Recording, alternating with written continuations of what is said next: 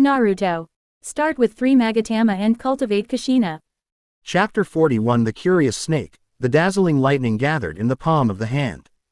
Luyun-kun, are you going home now? It's still early, do you want to find a place to chat?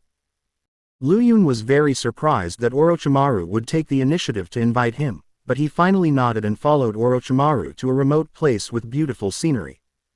Mr. Luyun, can you tell me why you are hiding your strength? Orochimaru went straight to the point and took the initiative to ask the questions in his mind. What do you mean by hiding your strength? Luyun looked at him blankly, as if he didn't understand the meaning of this sentence. Orochimaru stared at his eyes quietly, and his snake-like pupils made Luyun feel creepy. What are you afraid of? What are you worried about? Orochimaru asked again. A young boy from a very clean family, with abilities far beyond his peers, but he never showed off, being too low-key. This uncharacteristic behavior successfully aroused Orochimaru's curiosity. He wanted to know why Luyun was so alert. Luyun really wanted to say that he was just afraid of you, but then he changed his mind and thought that Orochimaru was quite famous in Konoha during this period, so there seemed no need to be on guard against him right now. Moreover, since he had exposed his strength and been seen by the other party, it seemed redundant to play dumb. He really couldn't think of any suitable reason to fool the other party. Who would have thought that I would meet Orochimaru in such a remote place? Okay. Since Luyun-kun doesn't want to say it, I don't want to force him. Seeing that Luyun didn't answer for a long time, Orochimaru took the initiative to give him a way out. Is Luyun-kun practicing lightning ninjutsu recently? As soon as these words were spoken, Luyun's pupils shrank a little unconsciously. When he was practicing Chidori, he would usually actively open the Sharingan in order to better control chakra. Could it be that all his secrets have been discovered by Orochimaru? No, that's not right. Luyun subconsciously looked at his right hand, which had a not-so-obvious electric shock scar. You inferred it from the scars on my hands. He hadn't expected Orochimaru to be so attentive. Finally, Luyun nodded after careful consideration, which was considered as an active admission. Hehe. Can you tell me what lightning ninjutsu you are learning? Ninjutsu that requires using the palm of the hand to touch lightning. This kind of lightning-style ninjutsu does exist in the ninja world, but it is definitely rare. Orochimaru's curiosity has been successfully aroused again. I've been trying to develop a close combat lightning-style ninjutsu recently, but the progress is not going smoothly so far. Luyun scratched his head and smiled. You actually want to develop a new ninjutsu? Orochimaru's eyes narrowed, with a look of surprise in his pupils. Just killing time when I'm bored. Luyun replied with a wry smile. Hehe. Mr. Ryayun's thoughts are really hard to figure out. Orochimaru suddenly licked the corner of his mouth. This was a subconscious action when he was extremely excited. It is extremely difficult for ordinary jonin to create ninjutsu, because it requires extremely rich knowledge of ninjutsu and experience. How dare you, a primary school student, say that you want to develop ninjutsu? What's more, what he developed was the extremely difficult lightning release. Luyun not only wanted to develop lightning release, but also wanted to make the lightning release ninjutsu, which was originally only suitable for medium and long-range combat, applicable to close combat. The lightning release that is suitable for close combat can only be achieved by the lightning release armor of the land of lightning in the ninja world. If someone else heard Luyun's brazen words, they might treat them as a child's joke and ignore them. But Luyun is facing Orochimaru at the moment. As long as he is interested in you, no matter how outrageous your words are, his first reaction will not be to question you. Mr. Luyun, can you tell me your thoughts on the new lightning release technique? Maybe I can help you. Orochimaru spoke sincerely. Before being brutally beaten by Uchiha Itachi, Orochimaru's greatest interest was studying various ninjutsu, and his greatest wish was to learn all the techniques in the world. Luyun's words hit his itchy spot. Of course. With the guidance of Lord Orochimaru, I think the difficulties of the new technique will be solved soon. A look of surprise appeared on Luyun's face. If Orochimaru was willing to guide him now, that might really be a good thing. Originally, Lu Yun was indeed planning to guard against Orochimaru, because in the original work, there were countless children who were used as pawns by Orochimaru, and even more who were eventually abandoned were too numerous to count. Not everyone can be like Gigi, who can make Orochimaru willingly give without asking for anything in return. Even for Uchiha Sasuke, Orochimaru wanted to use him as a vessel for reincarnation in the early stages, which is why he tried his best to train him. Therefore, Lu Yun always believed that it was necessary to remain vigilant against Orochimaru. According to his original understanding of Orochimaru, this guy is not only extremely curious, but also has a special hobby. That is, he likes to abduct and cultivate gifted children, especially those who interest him. The current Lu Yun aroused his strong interest. Ninjutsu research plus young genius, the two buffs were already fully stacked, and it was too late for him to avoid it. Instead of this, it is better to accept this non-venomous snake in front of you. During this period, Orochimaru was both physically and mentally healthy. It was not until he witnessed the deaths of his disciples Naoki and Kato Dan that his mind began to gradually become twisted and perverted. At the moment, Orochimaru seemed to have no reason to harm him, so Lu Yun temporarily let down his guard. I want to create a lightning ninjutsu that can be attached to the palm of my hand, so that I can achieve the effect of a close-range thrust with extreme speed. As Lu Yun spoke, he formed seals with his hands, and soon a dazzling electric current appeared in his palms. As he increased the release of chakra, the current gradually became stronger and more numerous. Orochimaru looked at this scene with horror. The current situation was beyond his imagination. He did not expect that a primary school student could have such strong chakra control. Logically speaking, ninja schools do teach this kind of theory and knowledge, but the control methods climbing trees and treading on water are not easily taught. Because children have very little chakra in their bodies, and they do not have the mental willpower to control chakra, being able to extract enough chakra is considered mentally strong. How did Lu Yun do this? Gathering the electric current in the palm of his hand, it was a miracle that he could think of and do it. As the electric current became brighter and brighter, Orochimaru thought he would witness a miracle, but he didn't expect Lu Yun to suddenly stop the output of chakra. Holding up his scarred hands, Lu Yun sincerely asked, "Lord Orochimaru, how can you control the power of lightning that is strong enough to penetrate the enemy's body without getting your hands injured?" Chapter 42 Difficulties of Birds, Reasons for Failure. The electric current that Lu Yun was exerting at this moment was far from being able to penetrate objects. It was not because his chakra was insufficient, but that his palm would be injured by the electric current. This puzzled Lu Yun. In the original work, Kakashi didn't seem to have this problem. This is the difficulty Lu Yun is currently facing. Only if this difficulty is overcome can Chidori be developed. Thunder itself is a very difficult force to control. If you want to make it attach to your palm without hurting yourself, and at the same time have the penetrating power of thunder, this is theoretically very difficult to do. For a moment, Orochimaru couldn't think of how to solve the difficulties raised by Lu Yun. Lu Yun was not surprised by this. After all, Chidori was an A-level ninjutsu, and its difficulty level was comparable to that of Rasengan. The original work only mentioned it briefly, and the key issues still had to be figured out by themselves. Now he handed this difficult problem to Orochimaru, hoping that this master of ninjutsu could help him find the solution. Write down the seal sequence you just made.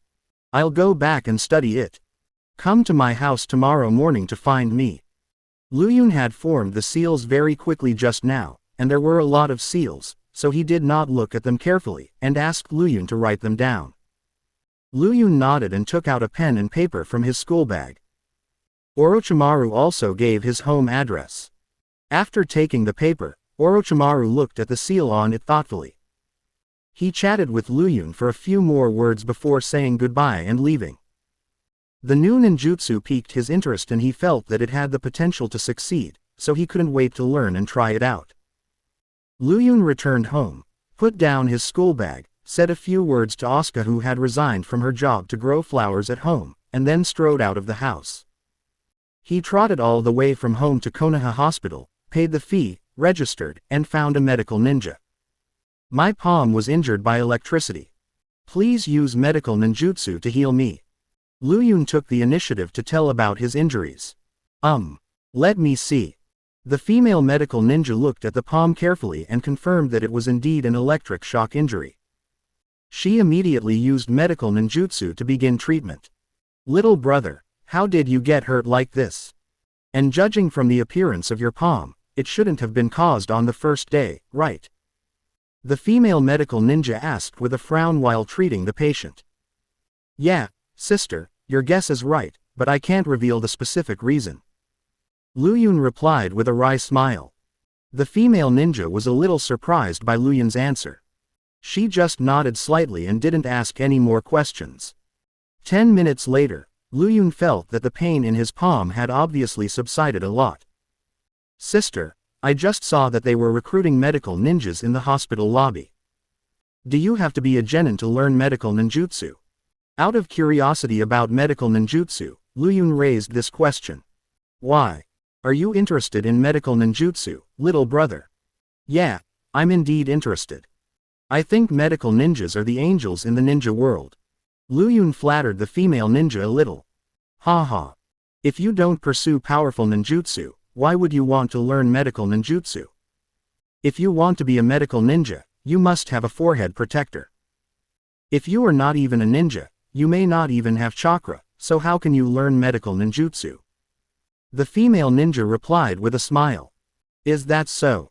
Luyun whispered, he actually wanted to learn some medical ninjutsu.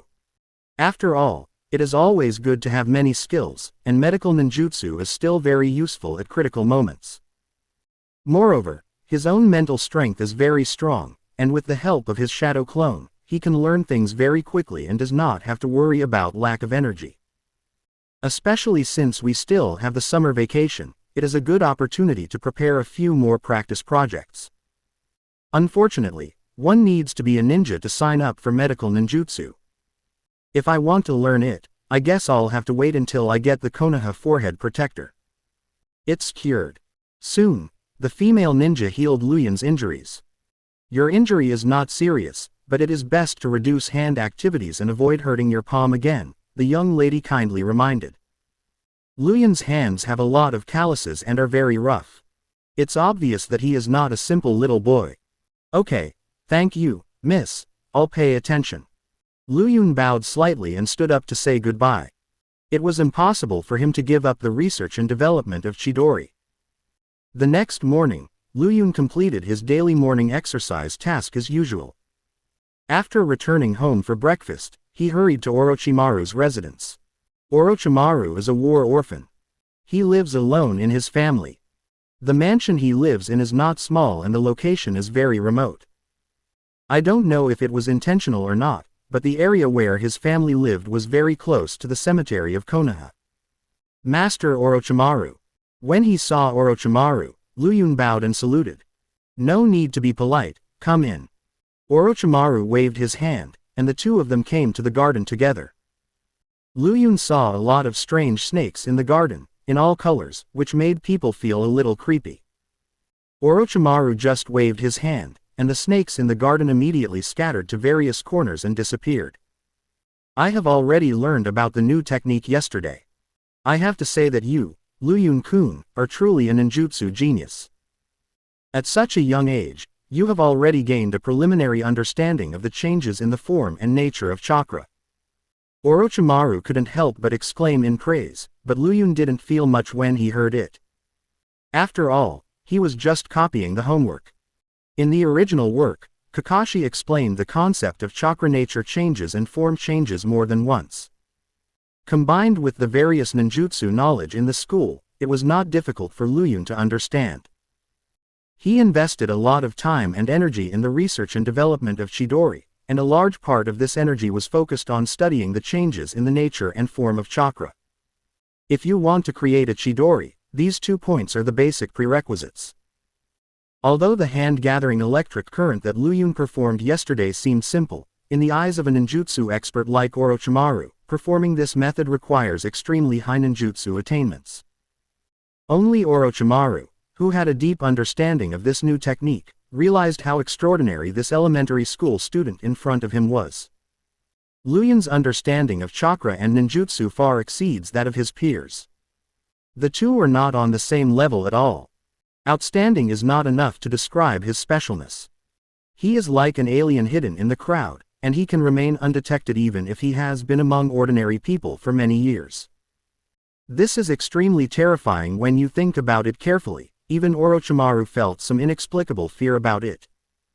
If he hadn't happened to see Luyun defeating 7 Uchiha disciples, he probably wouldn't have known that there was such an outlier hidden in the ninja school. I'm aware of the difficulties you mentioned yesterday. In fact, there's nothing wrong with your new technique. There's basically no problem with your ninjutsu and seals. The reason why you hurt yourself is because you are too conservative. Of course, it may also be because you don't have enough chakra, which makes the new technique unable to take shape. Hearing Orochimaru say this, Luyun hurriedly asked for the specific reason. Chapter 43. The first release of the bird, Orochimaru wants to accept another apprentice. Now try the new technique again, and then follow my instructions. Orochimaru signaled Ryun to try Chidori again. It is good. Luyun quickly formed seals with his hands, and soon arcs of electricity appeared in the palms of his hands. Increasing the output of chakra is the key to this technique. Don't be stingy with chakra at this time. Not letting the arc fully expand will cause injuries to your palm. Orochimaru suddenly reminded loudly, and when Luyun heard him say that, he instantly realized his mistake. I see. He had not realized this before, and always held back when exerting his strength. It turned out that this was the reason why he kept failing. It was a very simple reason, but because no one pointed it out, it troubled Luyun for a long time. After realizing it at this moment, Luyun did not dare to hesitate any longer and saved his energy. All the chakra in his body gathered in his palms in the form of an explosion. Gradually, arcs of electricity began to emit sharp thunderous sounds, and the power of the technique was fully demonstrated for the first time. This level of thunder power. Orochimaru's pupils contracted unconsciously, and the snakes hiding in the dark around him were frightened by the thunder and fled in all directions. Ha ha ha, it finally looks like something. Luyun held up the ball of thunder in his hand and laughed out loud. Even though the chakra in his body was being consumed at a rate visible to the naked eye, he couldn't help but feel happy. The electric arc before didn't make any sound at all, but this one is the real Chidori. What a dazzling light. Orochimaru subconsciously narrowed his eyes, defining this strong light as a flaw in his mind, because it would cause the caster to have partial visual blind spots, which could easily be exploited and targeted by the enemy. Moreover, this harsh thunderous sound is also a flaw in ninjutsu. You've barely started using your ninjutsu and people already know you're going to use your ultimate move. Even a fool would know to be on guard against you, or at the very least, avoid you first. Go ahead. Let's see how powerful it is. Orochimaru pointed to a large strange rock placed in the garden. Luyun narrowed his eyes, took a few steps, and rushed to the front of the strange stone at an extremely fast speed. The dazzling hand knife struck forward with great force, terrifying lightning poured out in an instant, and the huge strange rock exploded. Very nice power. Orochimaru couldn't help but clapped his hands in praise. Luyun looked at the hand that held the lightning. There was only a minor injury there. Such damage was unavoidable, but completely acceptable. The massive loss of chakra made him gasp for breath. He could only launch such an attack 3 times at most. Of course, once you have completely mastered this technique and are able to use chakra more appropriately and skillfully, the consumption probably won't be so great. Chidori is very powerful, but its flaws are also very obvious. Numerous hand seals plus strong light plus strong noise plus huge consumption plus fixed attack route, these are all considered the shortcomings of Chidori. Although the new technique has major flaws, Orochimaru still considers it a successful ninjutsu. Mr. Ryun, you created this ninjutsu. Have you thought of a name for it? Orochimaru licked the corner of his mouth with a smile. After a brief silence, Luyun smiled and answered, let's call it Chidori. The piercing thunder sounds like thousands of birds singing at the same time. You are really good at naming. Orochimaru praised. I'm sorry, Kakashi. Luyun mourned in his heart for 3 seconds. The chakra theory knowledge involved in this new technique is very complicated. Based on the difficulty of learning this technique, Orochimaru defines it as an A-level lightning release ninjutsu. Ryun-kun, can you tell me why you wanted to create this ninjutsu? And who taught you the knowledge of ninjutsu? Orochimaru doesn't think that the ninjutsu knowledge taught in school can support him to create A-level advanced ninjutsu. He thinks there must be someone behind Ryun. To be honest, my father accidentally obtained a volume of ninjutsu notes from the corpse of an enemy ninja during a mission. Since he did not have lightning attributes and his ninjutsu was not complete, he kept the notes in the family warehouse. My mother found this note when she was sorting out the warehouse. I saw that the ninjutsu was powerful, and I happened to have the lightning attribute, so I thought about perfecting this lightning ninjutsu. Luyun told the excuse he had thought of last night. The reason doesn't make much sense, but it can be considered an explanation. Orochimaru nodded, not intending to argue. Luyun-kun was able to figure out a complete high-level ninjutsu with just a fragment of the manuscript. Such a talent for ninjutsu really shouldn't be buried. I wonder if Luyun-kun wants to learn more ninjutsu. If you want, I can teach you. Upon hearing this, Luyun's eyes widened in disbelief. He never thought that Orochimaru would want to take him as his apprentice. You know, he is already the master of Konoha's prince, Nawaki. What? Mr. Ryun doesn't want to. Seeing him standing there in a daze, Orochimaru couldn't help but feel a little amused. No. I do. Luyun spoke immediately after he reacted. With Orochimaru, the future, 3 ninjas, guiding him, he would definitely take fewer detours in the process of training and growth. At the moment, the benefits far outweigh the risks. Luyun only thought about it for a moment and figured out the pros and cons. This is a rare opportunity and he can't miss it. Teacher, please accept my disciple's greetings.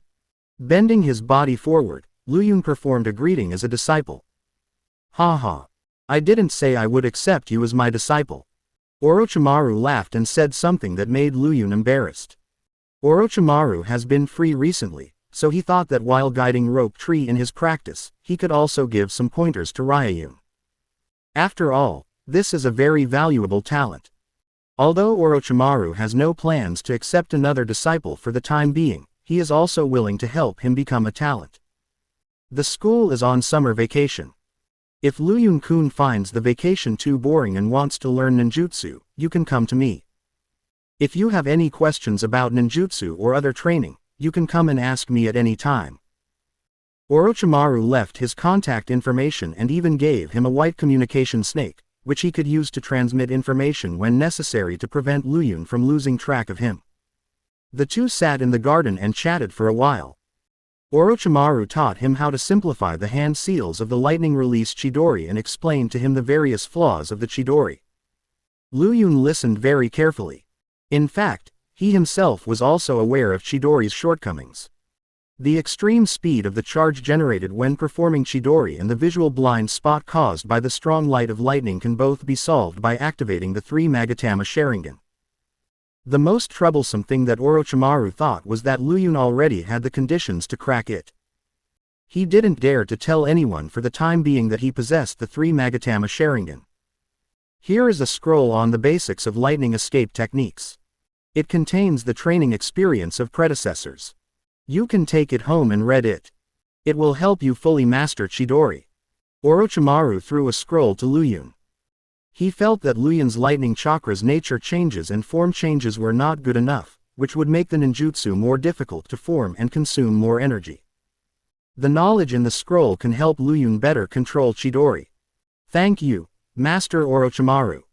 Luyun took the scroll and immediately bowed 90 degrees. His smiling face under the fur looked a little sinister. The corner of Orochimaru's mouth twitched slightly.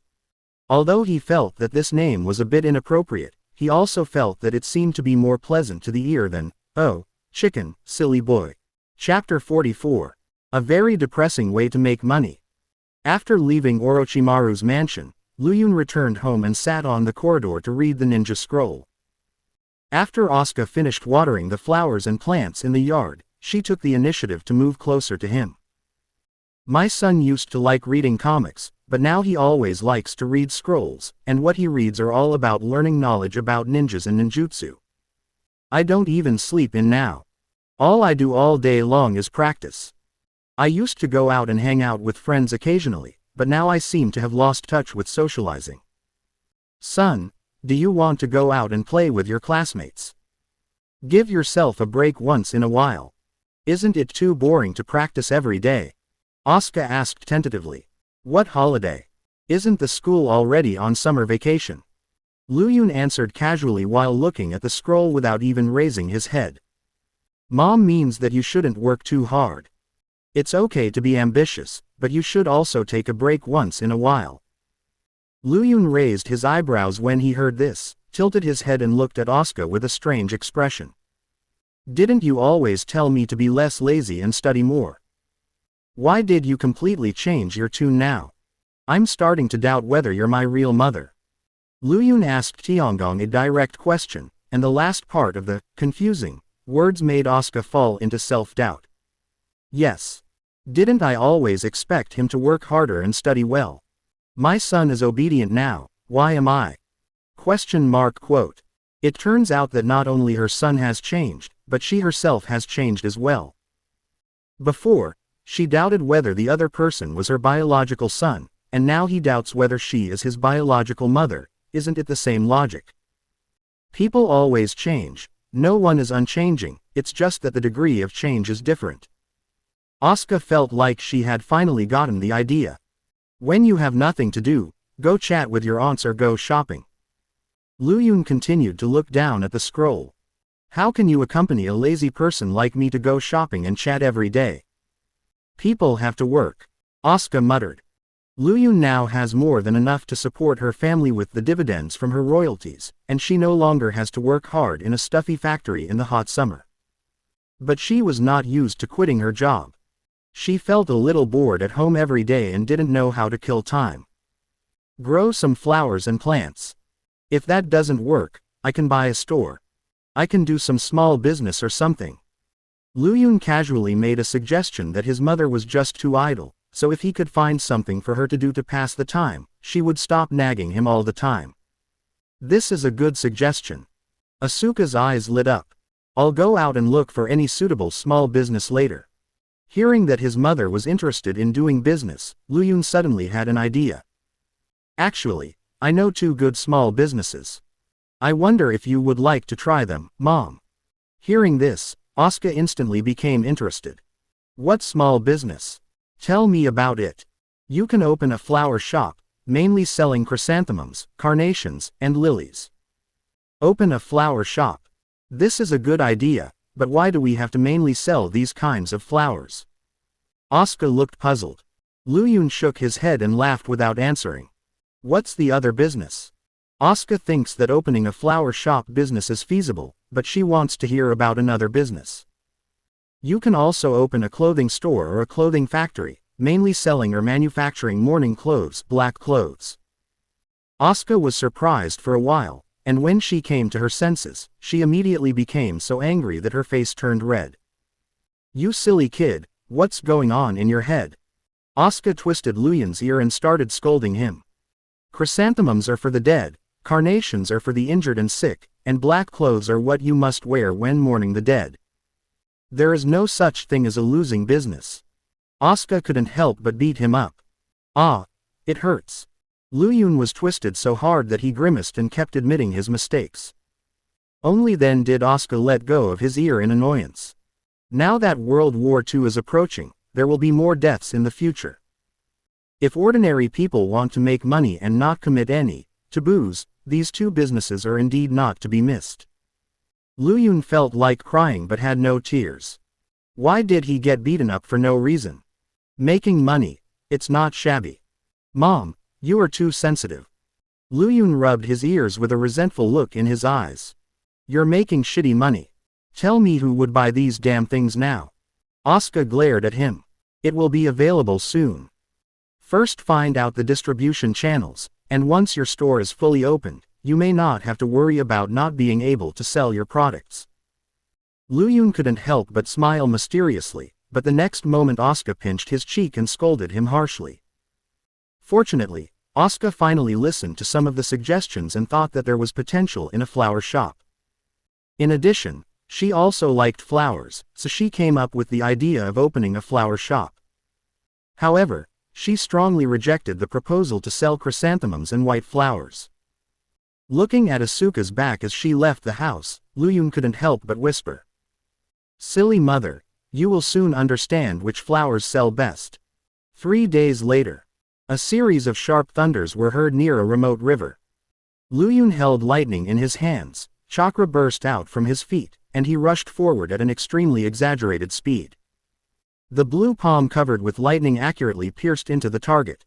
Suddenly, a girl's cry was heard in the distance. Sensing someone approaching, the 3 Magatama Sharingan in Lu Yun's eyes instantly faded. I don't know if it was the joy of having fully mastered A-level ninjutsu, or the joy of seeing someone coming, but Lu Yun had a smile on his face and waved vigorously at Kushina, who was jogging towards him. "You are here after all." Kushina looked at him with a silly smile on her face. "Didn't you say you would come to see me in 2 days? Why are you here only now?" Lu Yun took the initiative to move closer to her, looked around Kushina and praised her repeatedly. "Oh my, it's a very pretty dress. I never saw you wearing it when you were in school." After receiving Lu Yun's praise, Kushina smiled shyly. "She wore this new dress specially today. If I don't come, won't you take the initiative to find someone? How can there be a boy like you? Do you have to let others come to you if you want to learn skills?" Kushina put her hands on her hips, pretending to be dissatisfied, and her tsundere look was very cute.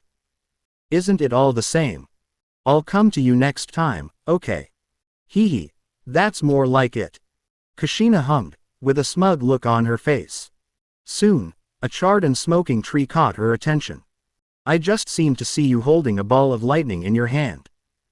There was an astonishingly large charred hole in the tree in front of him, which showed that the scene just now was not an illusion.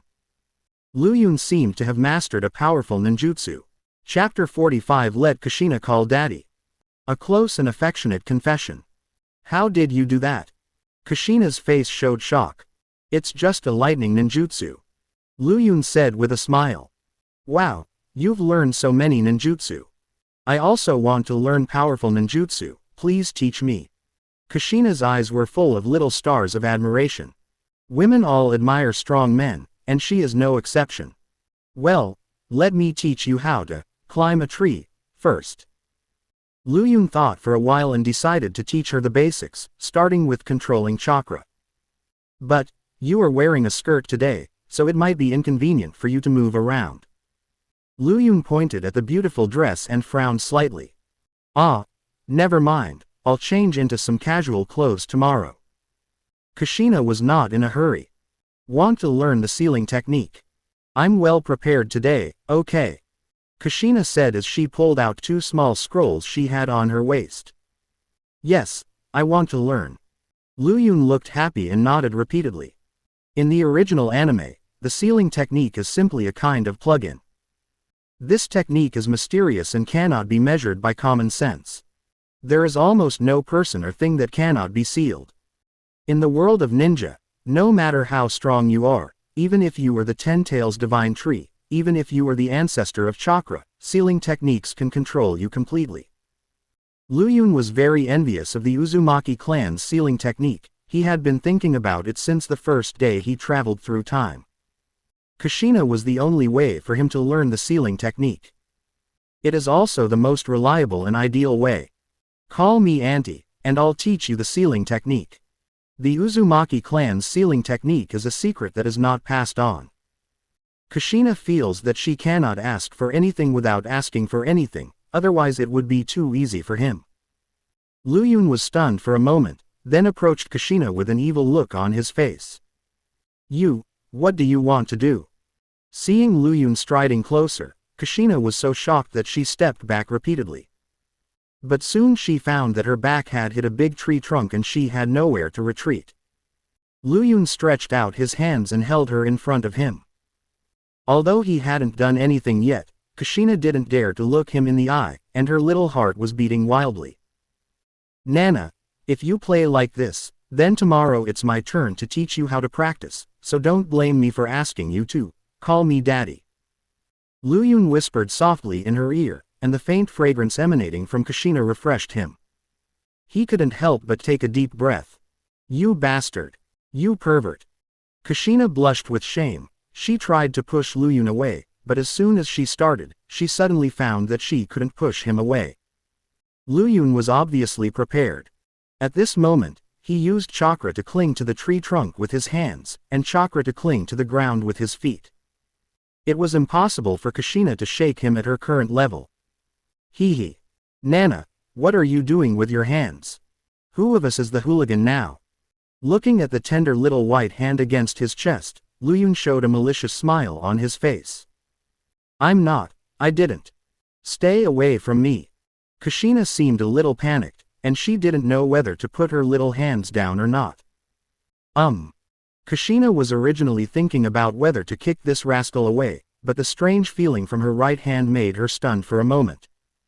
So this guy is just pretending to be calm. She discovered that Luyun's heartbeat was also extremely rapid. He might be even more nervous than she was at the moment. After discovering this secret, Kushina was cheered up, and the shyness and timidity in her heart instantly disappeared by 70% or 80%. Don't you want me to call you aunt? How can you hear it clearly if I don't come closer? Luyun still looked malicious. Oh, really? Then go ahead and yell. I'm listening. Kushina suddenly looked at him with a smile, and the redness on her face even faded a little. Luyun's smile froze. Why doesn't this girl play by the rules? Seeing Luyun's surprised look, Kushina further confirmed her guess and the smile on her face became even more intense. Haha. Shout, why don't you shout? Is it because you're not close enough? As Kushina spoke, she moved her delicate face a little closer, and the two of them were face to face, almost touching. Luyun was caught off guard by this move. His pupils shrank slightly and his heart beat noticeably faster. All these anomalies were caught by Kushina, who was aware of them. At this moment, she was very proud, thinking that she had turned the passive into the active, and would soon be able to control Luyun. Are you really not afraid of me? Luyun stared at Kushina quietly with his black eyes, but his cheeks turned red unconsciously. Kushina swallowed subconsciously. She felt a little embarrassed at the moment because the two of them were too close. She thought Luyun would retreat just now, but he didn't. Luyun hummed lightly, and his eyes moved down to look at her rosy lips. Kushina was confused by being looked at, and her mind was rapidly thinking about how to respond. What does he want to do? Is he going to kiss me? What should I do? Just when Kushina was hesitating whether to avoid and retreat, she saw Luyun tilt his head, and the already very ambiguous distance was shortened a little bit. The two could even smell each other's breath. Luyun was getting closer and closer, and Kushina was retreating little by little, but her back was already against the tree trunk, so where could her head go? Do not want. Kushina was frightened by the pink lips so close to her that she turned her head away and subconsciously closed her eyes tightly. Weren't you so arrogant just now? Why are you scared now? Luyun whispered softly in her ear, and the warm breath made Kushina sweat profusely, and a very strange feeling arose spontaneously. Has anyone ever told you that you are cute when you blush and feel shy? As soon as these words came out, they exploded in Kushina's heart like a huge bell. She subconsciously widened her eyes, and her face was full of shock. Has anyone ever told you that you look good with red hair? With another sigh, Kushina's pupils shrank into needles in an instant, and these two bewitching words were echoing in her mind. What I want to tell you is. Before Luyun finished speaking, the tip of his nose had already touched her ear. I like. The strength of the white and tender little hand on her chest suddenly faded, Kushina's eyes rolled back, and her whole body went limp. Luyun hurriedly supported her, but when he looked closely, he saw that she was already unconscious. The heart pumped blood too hard, causing qi and blood to surge up rapidly, affecting the brain, and the person fell into a coma. It's too big. Luyun couldn't help but burst out laughing. He really didn't expect that the thick-skinned Kushina would faint because of shyness like Hinata Hyuga. But on second thought, his offensive just now was indeed a bit too fierce. It was the first time for the little girl to be teased with words, so it was normal for her to be thin-skinned and unable to bear it. Letting her sit on the ground against the tree, Luyun picked up the scroll on the ground, opened it, and read it with great interest. Without his hand to support her body, the unconscious Kushina fell to the side. Chapter 46. You pretend, so do I. My first meeting with the first generation of the Nine-Tails Jin. Kushina was unconscious for a very short time. After all, she was just too excited. After a while for her mind to calm down, she woke up naturally. But when she opened her hazy eyes slightly, she found herself leaning in Luyun's arms. In front of Kushina was a pair of rough hands and a small scroll of sealing techniques. The chest and shoulders that were not large but large enough for her to lean on, the hot body temperature, and the strange and pleasant masculine scent made Kushina feel at a loss, but also felt an inexplicable comfort.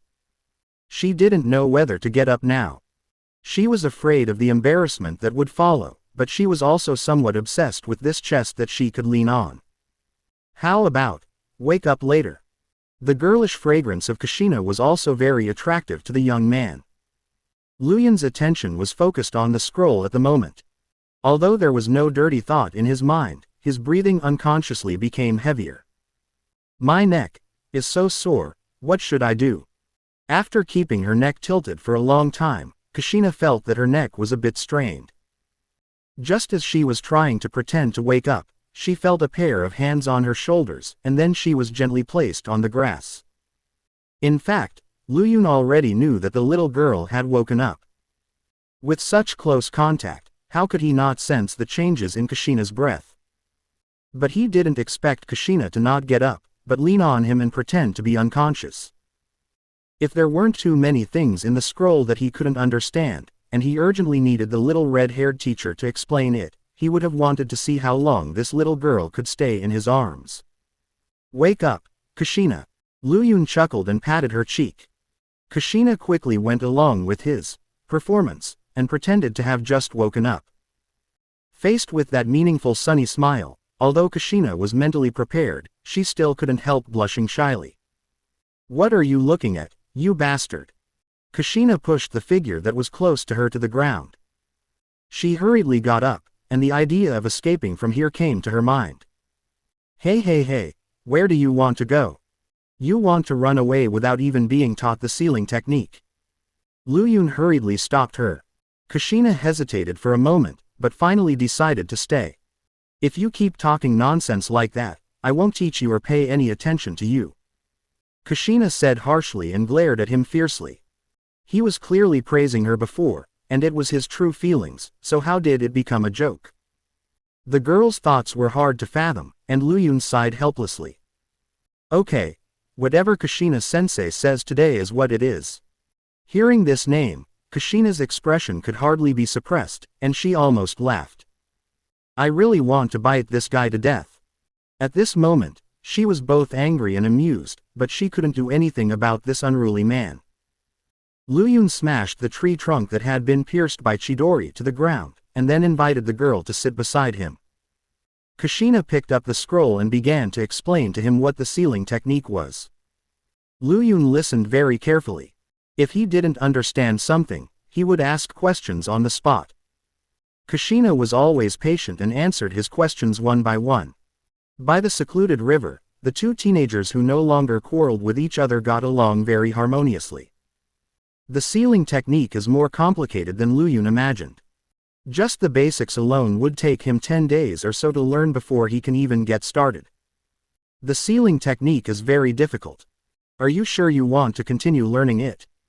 As dusk approached, Kushina had basically finished explaining the two basic scrolls on sealing techniques that she had brought, but she had no idea how much Luyun could understand.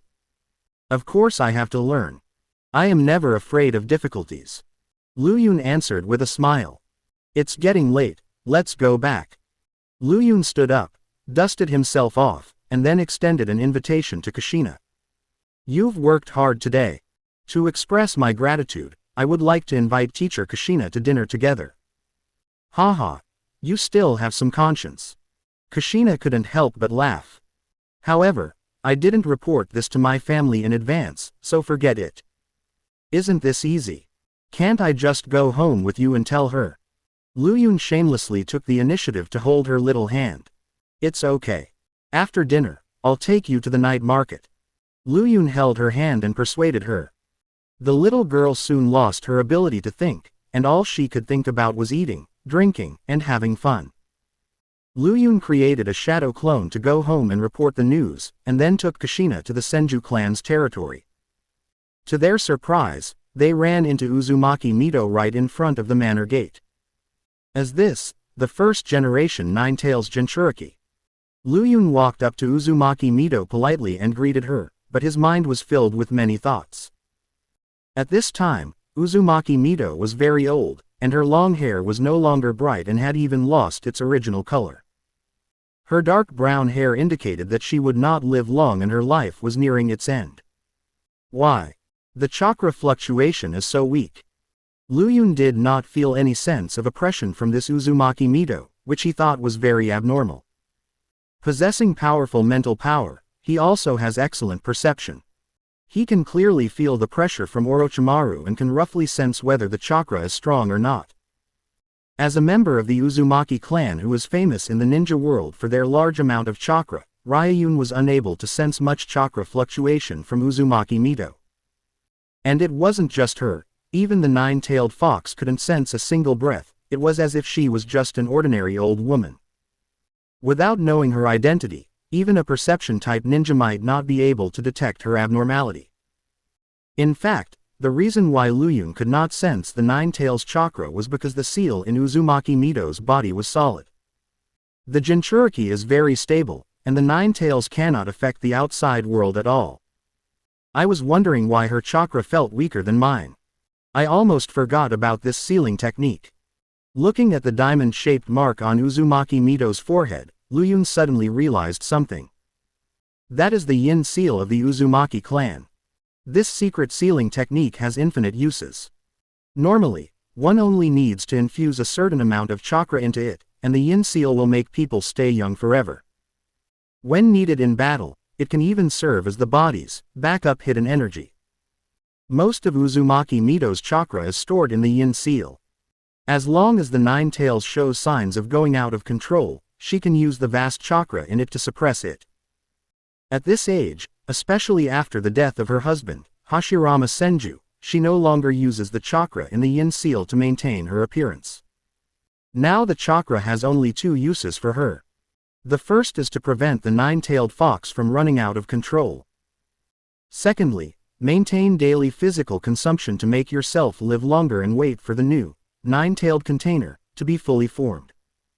While Lu Yun was secretly observing Uzumaki Mido, the old woman had actually been observing him carefully. As the princess of the Uzumaki clan, she naturally has excellent perception abilities. Uchiha Lu Yun. What a nice kid. Uzumaki Mido stretched out his hand and gently stroked the stray hair on Lu Yun's head. She always felt that the baby's big eyes seemed a little too bright. That is the external manifestation of extremely strong mental power and pupil power. Even though Lu Yun did not open the Sharingan, in Uzumaki Mido's eyes, his eyes and gaze were very different from those of ordinary children. Chapter 47. No secrets under the eyes of the heart. The blood crystal of the two clans. Over the years, Uzumaki Mido has seen many powerful Uchiha warriors, but the one that impressed her the most was of course Uchiha Madara. Ellipsis. When she was young, because of her husband Hashirama Senju, she had to meet Uchiha Madara. Before that person opened his Sharingan, his black eyes were as bright and lively as flowing clouds, which left a deep impression on her. Her husband once explained privately that this was the external manifestation of the Sharingan's power reaching a certain level. Grandma Mido, Lu Yun wants to invite me out for dinner tonight. I wonder if it's okay. Kushina lowered her head and blushed as she asked quietly. Of course you can. Your classmate wants to treat you to a big meal, so why not go? Uzumaki Mido was very understanding and treated Lu Yun very kindly. Just as the three of them were talking and laughing at the door, a discordant voice sounded quietly. "Hey, you shameless brat, you dare to pick up girls right in front of our house. I think you are tired of living." Tsunade strode towards them, her pretty face full of dissatisfaction. It's fine that this Uchiha brat has an ambiguous relationship with Kushina at school, but now he even dares to run to their doorstep to hook up with girls. Do you really think there is no one left in the Senju clan? Sister Tsunade. Kushina quickly greeted her, but Tsunade's rude words made her too embarrassed to raise her head.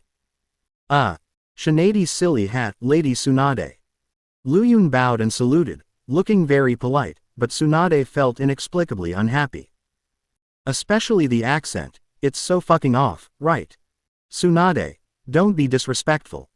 You are not a good role model for a sister. You are always making noises and never do anything serious. What did I teach you? Uzumaki Mito scolded with a stern face. This troublesome girl just likes to talk nonsense. She doesn't learn the good things but learn the bad things. Grandma, I'm just trying to protect you from thieves. If I don't intervene, someone will steal your sweetheart away. Even though Tsunade was somewhat afraid of her grandmother, she still went ahead and explained. Luyun stood there not daring to say a word. His face looked a little confused, as if he had no idea what Tsunade was talking about. Seeing the expression on Luyun's face, Tsunade became even more unhappy. Oh my, you're just pretending, aren't you? I know exactly what you're thinking, little thief. Tsunade bent down slightly and put her big head in front of Luyun, with an expression that said, I have seen through you a long time ago. Luyun was frightened by the malicious smile and took a small step back, forcing a stiff smile on his face. That's enough, Tsunade. Uzumaki Mito picked up his cane and was about to hit her on the head. Tsunade was so scared that she ran away, but she didn't dare to continue teasing the two young people. It's getting late, you should go and eat, don't get hungry. Uzumaki Mito smiled gently at the two of them and waved his hand. Okay, then we'll leave first. Grandma Mito, you should go and have your meal quickly. Luyun bowed to her. Soon, the two boys walked away into the distance under the gaze of Uzumaki Mito. Grandma, the meal is ready, let's go eat. Seeing her grandmother standing there, watching the two people leaving for a long time without coming back to her senses, Tsunade reached out and supported her arm. Tsunade, have you noticed that the child's eyes are special? Uzumaki Mito suddenly spoke softly. Tsunade was obviously stunned when she heard this, but after thinking for a while, she gave a reply. As someone with the blood of the Uchiha clan, it's normal for your eyes to be bright and lively. In fact, Tsunade also felt that those eyes were special, but she couldn't describe it well, and could only summarize it as bright and lively.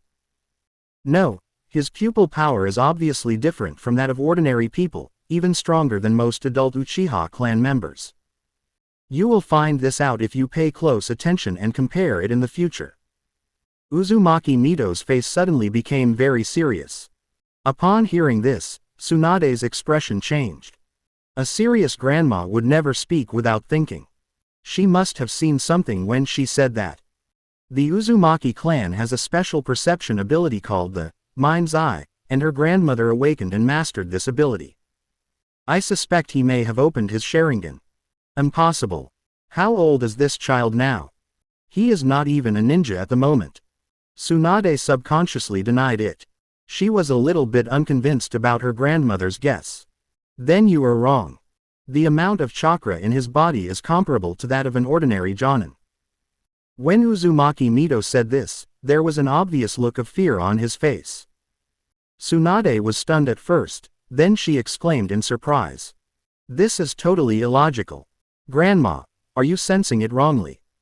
Even though she knew that Uzumaki Mito was old and confused and the probability of him making a mistake was very small, Tsunade couldn't help but think so.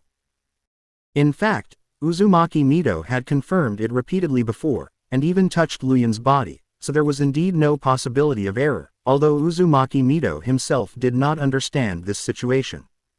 That's for sure. I couldn't believe it at first, but it's true. That child is not simple. If you can, You should pay more attention to him.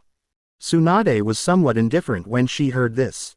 She had not yet recovered from the shock. After a while, she seemed to have thought of something, looked at Uzumaki Mito and spoke in a trembling voice. Uchiha Luyun. Uchiha bloodline, Senju bloodline, grandma, do you think it's because you have these two top bloodlines at the same time? The combination of the two powerful things led to this kind of mutation. The Uchiha clan and the Senju clan are the two most powerful clans in the ninja world. The chakra amount of people in these two clans is naturally much higher than that of others. Tsunade wondered, could it be that this little bastard Luyun had merged two powerful bloodlines and thus awakened the Uchiha clan's bloodline limit? This also just proves why he can have the chakra of a Jonin, and the pupil power in his eyes is stronger than others. This seems to be barely explained. Upon hearing this, Uzumaki Mito's pupils suddenly contracted. This possibility cannot be ruled out. In fact, it's not like the Uchiha clan and the Senju clan had ever united during the Warring States period. If they were all like Luyun, the two clans would have intermarried and planned together long ago. Are they still trying to make a big deal out of it? But Uzumaki Mito did not dare to deny this possibility. After all, Luyun was now a living example. A 5th grade elementary school student has the chakra of a Jonin and is suspected of awakening the Sharingan. This is too crazy. It's too ridiculous. Uzumaki Mito had a feeling that Ryun's value might even be higher than Kushina's. This matter must be kept secret, otherwise it will definitely bring disaster to the child. Uzumaki Mito gave this instruction, his expression looking very serious. Tsunade nodded hurriedly. She could understand this kind of thing without her grandmother telling her. Chapter 48. Luyun is a hidden rich second generation. At this time, Luyun didn't know that most of his past had been exposed. He took his sister and looked around the downtown area of Konoha but didn't see any ramen shops. Ichiraku Ramen, the most famous restaurant in the original novel, could not even see a single person at this time of year. Luyun didn't know if he had found the wrong place or if it hadn't officially opened yet. In the end, the wealthy brother Luyun took Kushina to a luxurious barbecue dinner, and they both enjoyed the meal to their heart's content. After filling their stomachs, Luyun took her for a stroll in the bustling night market. When passing by a small jewelry stall, Kushina took a fancy to an exquisite butterfly hairpin, and Luyun took out his wallet and bought it for her without thinking. The items on the stall were not expensive, and Kushina accepted the small gift generously without any hesitation. Hey! The bracelet is pretty good. How much is it? Luyun took a fancy to a bell bracelet with exquisite workmanship. Except for a few small bells, the rest of this thing is made of gold. This may be the best and most expensive piece of jewelry in the entire stall. The stall owner is obviously using it to show off. Brother, you have a really good eye. This is the treasure of my stall, said the female stall owner, smiling and pointing to a number. A small bracelet accessory was sold at an extremely high price. This is a bell bracelet that my mother made for me. It was also my dowry gift. My mother died of illness last year. Although I am short of money now, I don't want to sell this thing at a low price. The female stall owner smiled and explained the origin of the items. Since this thing is so important to you, why do you still put it out for sale? Luyun asked casually. My husband passed away a few months ago, and I have 2 children at home now. The female stall owner explained with a very bitter smile on her face, which made Luyun unconsciously feel sympathy for her.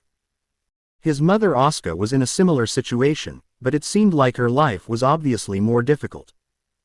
Ordinary people living in the ninja world generally have a hard time, especially widows who have no men to rely on. If it weren't for this, she wouldn't have put this precious dowry up for sale. Luyun, let's go somewhere else. Kushina gently pulled his arm. In her opinion, this bell bracelet is nice looking, but the price is too expensive. She and Luyun were just elementary school students, so they naturally couldn't afford to buy this precious jewelry. The female stall owner actually didn't think that a young man like Luyun could afford to buy this treasure, and her explanation just now was just out of politeness.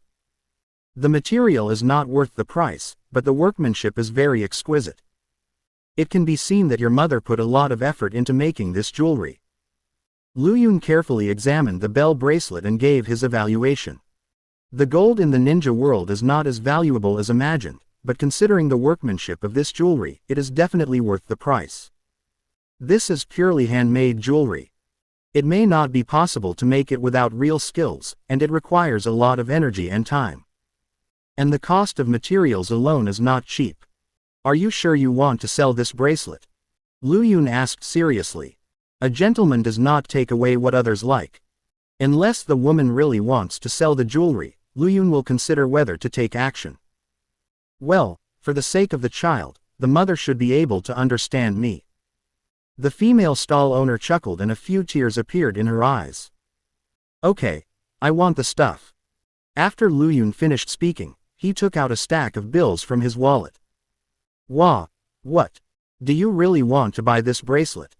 Looking at the banknotes in front of her, the female stall owner's face was full of shock. Are all primary school students nowadays so rich? Or did she meet a rich second generation today? The same expression as hers was shared by Kushina beside her. She only has a few hundred yuan in pocket money every month, which is just enough for her to buy snacks and small items on a daily basis. The barbecue dinner just now was enough for her pocket money for a month. She was shocked when Lu Yun paid the bill. Now he directly took out a huge sum of money. Is Lu Yun a hidden rich second generation? Such a thought popped up in Kushina's little head. Of course, otherwise am I asking so many questions just for fun? Could it be that sister suddenly changed her mind and doesn't want to sell it anymore?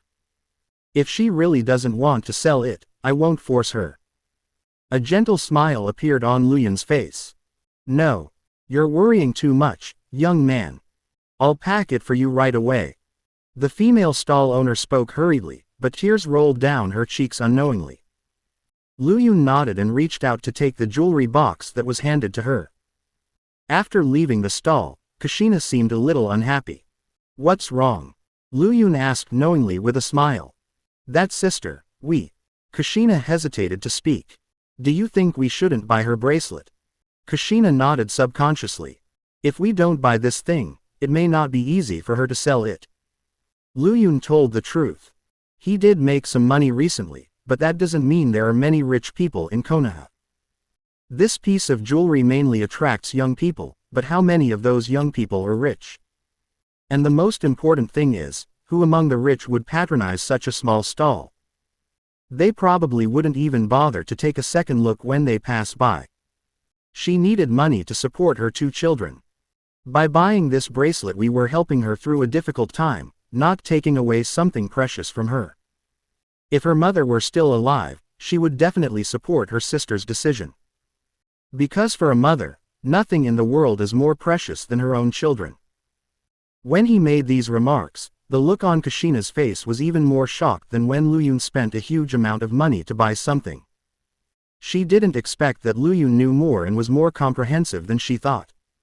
There really shouldn't be any psychological burden in buying a bell bracelet. After Kushina figured out the key, her mood obviously changed from gloomy to sunny. Lu Yun, where did you get so much money? She finally remembered to ask the question. Follow me, and you'll know why my brother has money to spend. Lu Yun showed a mysterious smile on his face. This place was not far from Wu Shanming's bookstore, and he wanted to take Kushina there to have a look. Then, who did you want to give this bracelet to? Kushina's voice became quieter and quieter, her face became redder and redder, and her head was lowered lower and lower. Haha, what do you think? In a quiet corner where no one was, Lu Yun took the initiative to approach her. I don't know. Kushina fiddled with the hem of her skirt with both hands, her voice still as soft as a mosquito's hum. The next moment Lu Yun opened the jewelry box and took out the golden bell bracelet. The crisp ringing sound was so pleasant to Kushina's ears. Chapter 49. Give precious things to those who are cherished, the collision of emotion and rationality. Under the dim street lights, pedestrians who occasionally walk through this small street can see a pair of blushing and shy young lovers.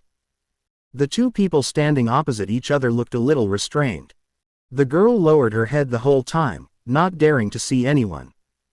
Her small hands kept fiddling with the hem of her skirt, as if it was something very interesting. Luyun held the bell bracelet in one hand and slowly stretched out the other hand, taking the initiative to hold Kushina's tender little white hand. The cold, white, tender little hand was trembling slightly, and there was a slight instinctive struggle the moment he held her hand, but as Kushina turned her head to the side, her arm immediately lost the strength to struggle. This bracelet once carried the precious friendship between a mother and daughter. Now it has a new owner, and that beauty has become a thing of the past. Now it is just an ordinary piece of jewelry, but I will give it another kind of emotion and turn it into a precious thing, again. Today, I want to give it to someone I cherish. Luyun expressed his emotions sincerely and boldly. He gently pulled Kushina's hand closer. Kushina, are you willing to accept this precious item? Although Luyun did not express his feelings directly and clearly, these words were more deeply rooted in people's hearts than a direct confession. He did not immediately force the bell bracelet on Kushina's wrist, but first expressed his feelings and then sincerely asked Kushina's wishes. The best emotion should be mutual consent, rather than self-touching. This bell bracelet can be considered a token of love. It carries another kind of love and is no longer just a piece of jewelry. If you want to send it out, you need the other party's consent. The process cannot be sloppy and casual, and things cannot be imposed on others. Faced with the affectionate confession of the big boy in front of her, Kushina's face unconsciously showed joy, and her body began to tremble slightly due to the fluctuations of emotions. Give me the precious things. And I am the one you value. Is Luyun confessing his feelings to me? Should I agree to his request? Kushina's brain was working rapidly and her heart was beating wildly, but after a moment she seemed to have thought of something, and she gradually calmed down and fell into a long silence. Should I agree to his request? But isn't it too early? Teachers and elders all say that we shouldn't fall in love too early. If I agree to it now, will it be unreserved of me? What if he doesn't cherish it? No, I can't agree to him, it's too soon. I'm not ready yet. I can't do this. Kushina's arms began to struggle subconsciously. Luyun was obviously stunned for a moment, and his originally steady breathing became somewhat disordered and rapid. He didn't expect such a result. He didn't want to let go, but Kushina felt the grip gradually increasing, and her original resistance suddenly intensified. Feeling her struggle, Luyun's heart twitched noticeably, and his face showed a bit of loss and discomfort. I was too anxious. We still have a long way to go, and there are still many opportunities to spend time together. There is no need to rush. After thinking this through, he immediately loosened his hand. He was afraid of scaring Kushina, afraid of hurting her, and even more afraid of causing her to dislike him. But the moment he loosened his grip, Kushina suddenly felt empty inside. The next moment, there was a sharp pain in her heart, and she bit her lip subconsciously due to the pain. The uncomfortable feeling is spreading throughout the body at an extremely fast speed. She looked up at Luyun, but saw that he had his head lowered, and his originally bright and lively eyes had dimmed a little. Am I not someone you cherish? Why did you let go so easily? Kushina stared at Luyun with red eyes, but she subconsciously took several steps back. Noticing something strange about Kushina, Luyun looked at her immediately. There seemed to be the same emotion in the eyes of both of them, disappointment and disbelief. Kushina felt that he shouldn't let go. Why did the words, "the one I cherish," become a lie the next moment after he said them? But Luyun felt that she should not struggle, let alone retreat. He let go only to respect her wishes. He did not dare to scare her, let alone force her. It is because he cherishes it that he chooses to let go temporarily. This was the first collision between emotion and rationality, and both of them seemed to not understand each other's reaction. Kushina opened her mouth to question him directly, but no words came out. My throat was choked and tears were falling uncontrollably. Looking at the crying girl, Luyun felt his heart trembling and he subconsciously stretched out his hand. But before he could get close and touch Kushina, he saw the other party retreat a few steps again, and the next moment she turned around and fled from this place. Luyun wanted to call her, but looking at the running figure, it was obvious that there was not much room for retention. He didn't chase after her because both of them needed to be alone and calm down. The outstretched arm fell down weakly. Luyun looked at the golden bracelet in his hand with a dull look in his eyes. He stood there for a long time, unable to come back to his senses. After a long time, he carefully put the bracelet back into the jewelry box and returned home with a heavy heart. Seeing Luyun coming home, Asuka took the initiative to greet him, but before she could say anything, she noticed something strange on Luyun's face. "Son, what's wrong with you? Why do you look so dejected?" Asuka's face was filled with curiosity. "Didn't my son go out for dinner with his classmates tonight? Why did he look so unhappy? It's like lost love." Luyun shook his head gently, not wanting to explain too much, but in fact he was too embarrassed to speak up. He ignored Asuka's repeated questions and locked the door after returning to his room. This child. Asuka frowned and didn't dare to knock on the door to disturb him for a moment. "I can only wait until tomorrow to ask more questions."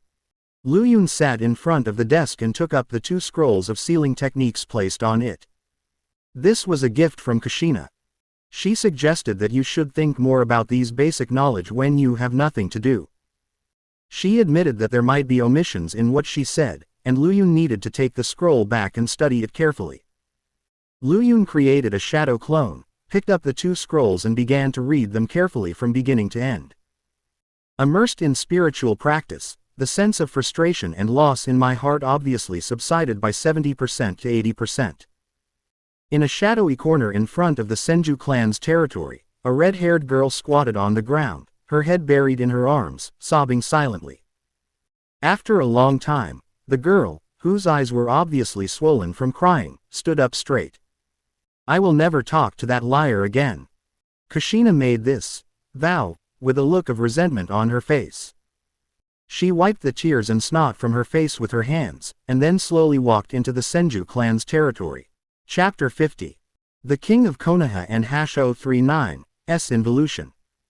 Temporarily following Orochimaru and his disciples. The next morning, after his daily morning exercises, Luyun arrived at the gate of the Kihonsho tribe early. The 2 of them had agreed yesterday that he would come to find Kushina today and teach her the tree climbing skill. Unfortunately, he waited at the gate for half a day but still couldn't see Kushina. Uzumaki Mito noticed him, came out with his crutches and chatted with him for a while. She said that Kushina seemed to have insomnia last night and didn't fall asleep until dawn, and she probably wouldn't be able to wake up in the morning.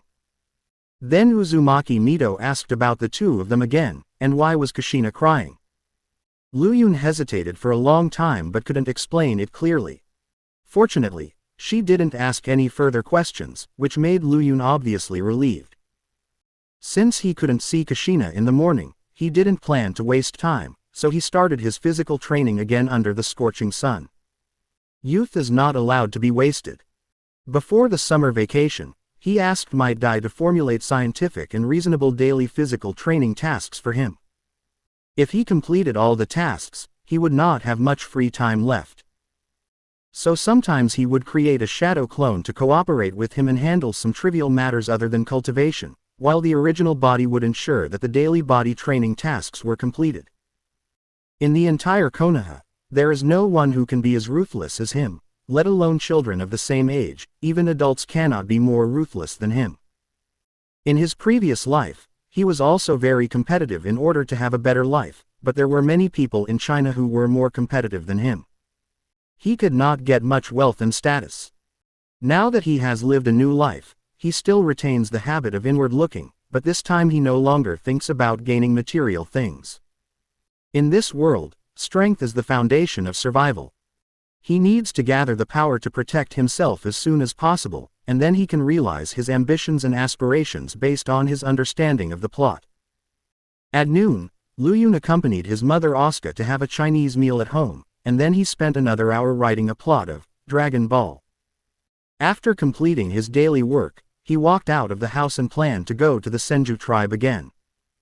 However, when he was about to reach his destination, he happened to meet two figures. Mr. Luyun. There was a hint of surprise on Orochimaru's face. Luyun met Orochimaru and Rope Tree at the intersection. Hee. Why is Mr. Ryun here? Orochimaru asked with a smile. Ah. I just happened to pass by. Luyun scratched his head and explained with a wry smile. Just happened to pass by. I don't think so, right? Shang Shu crossed his arms over his chest and smiled meaningfully. Don't you want to go find Kushina? I took her out for a big dinner last night, and it seems that I made her cry. Was that person you? Shang Shu directly pulled out someone's underwear.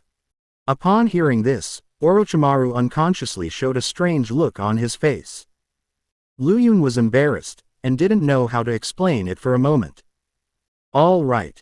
Orochimaru waved his hand to help him out. Teacher Orochimaru, where do you want to go? Luyun took the initiative to change the subject. There is a small mission that needs to be carried out outside the village. Orochimaru explained casually. After he finished speaking, he seemed to have thought of something and looked at Luyun with an evil smile. Does Luyun-kun have time today? Orochimaru's question made him a little surprised, but after a brief pause, Luyun nodded slightly and said that he had time every day. In that case, would you like to come with us and leave the village? Orochimaru licked the corner of his mouth and took the initiative to extend an invitation. Luyun didn't expect Orochimaru to let him leave the village, and based on what he just said, it seemed that he was planning to let him participate in the mission. To be honest, he was very curious about Orochimaru's purpose, but he planned to go find Kushina in the afternoon. What? Do you have a date this afternoon? Orochimaru smiled teasingly. No. It's not an invitation from Master Orochimaru. Even if I don't have time, I have to make time for it. Luyun laughed awkwardly. He was hoping to learn some ninjutsu knowledge from Orochimaru in the future. Since the other party had already asked, he naturally couldn't ignore him. Haha. Very good. Orochimaru was very satisfied with his attitude. He felt that Luyun's words were very interesting and very sensible. HMPH. Flatterer. Shang Shu curled his lips and couldn't help but mutter. Luyun glanced at him briefly and didn't intend to argue with him.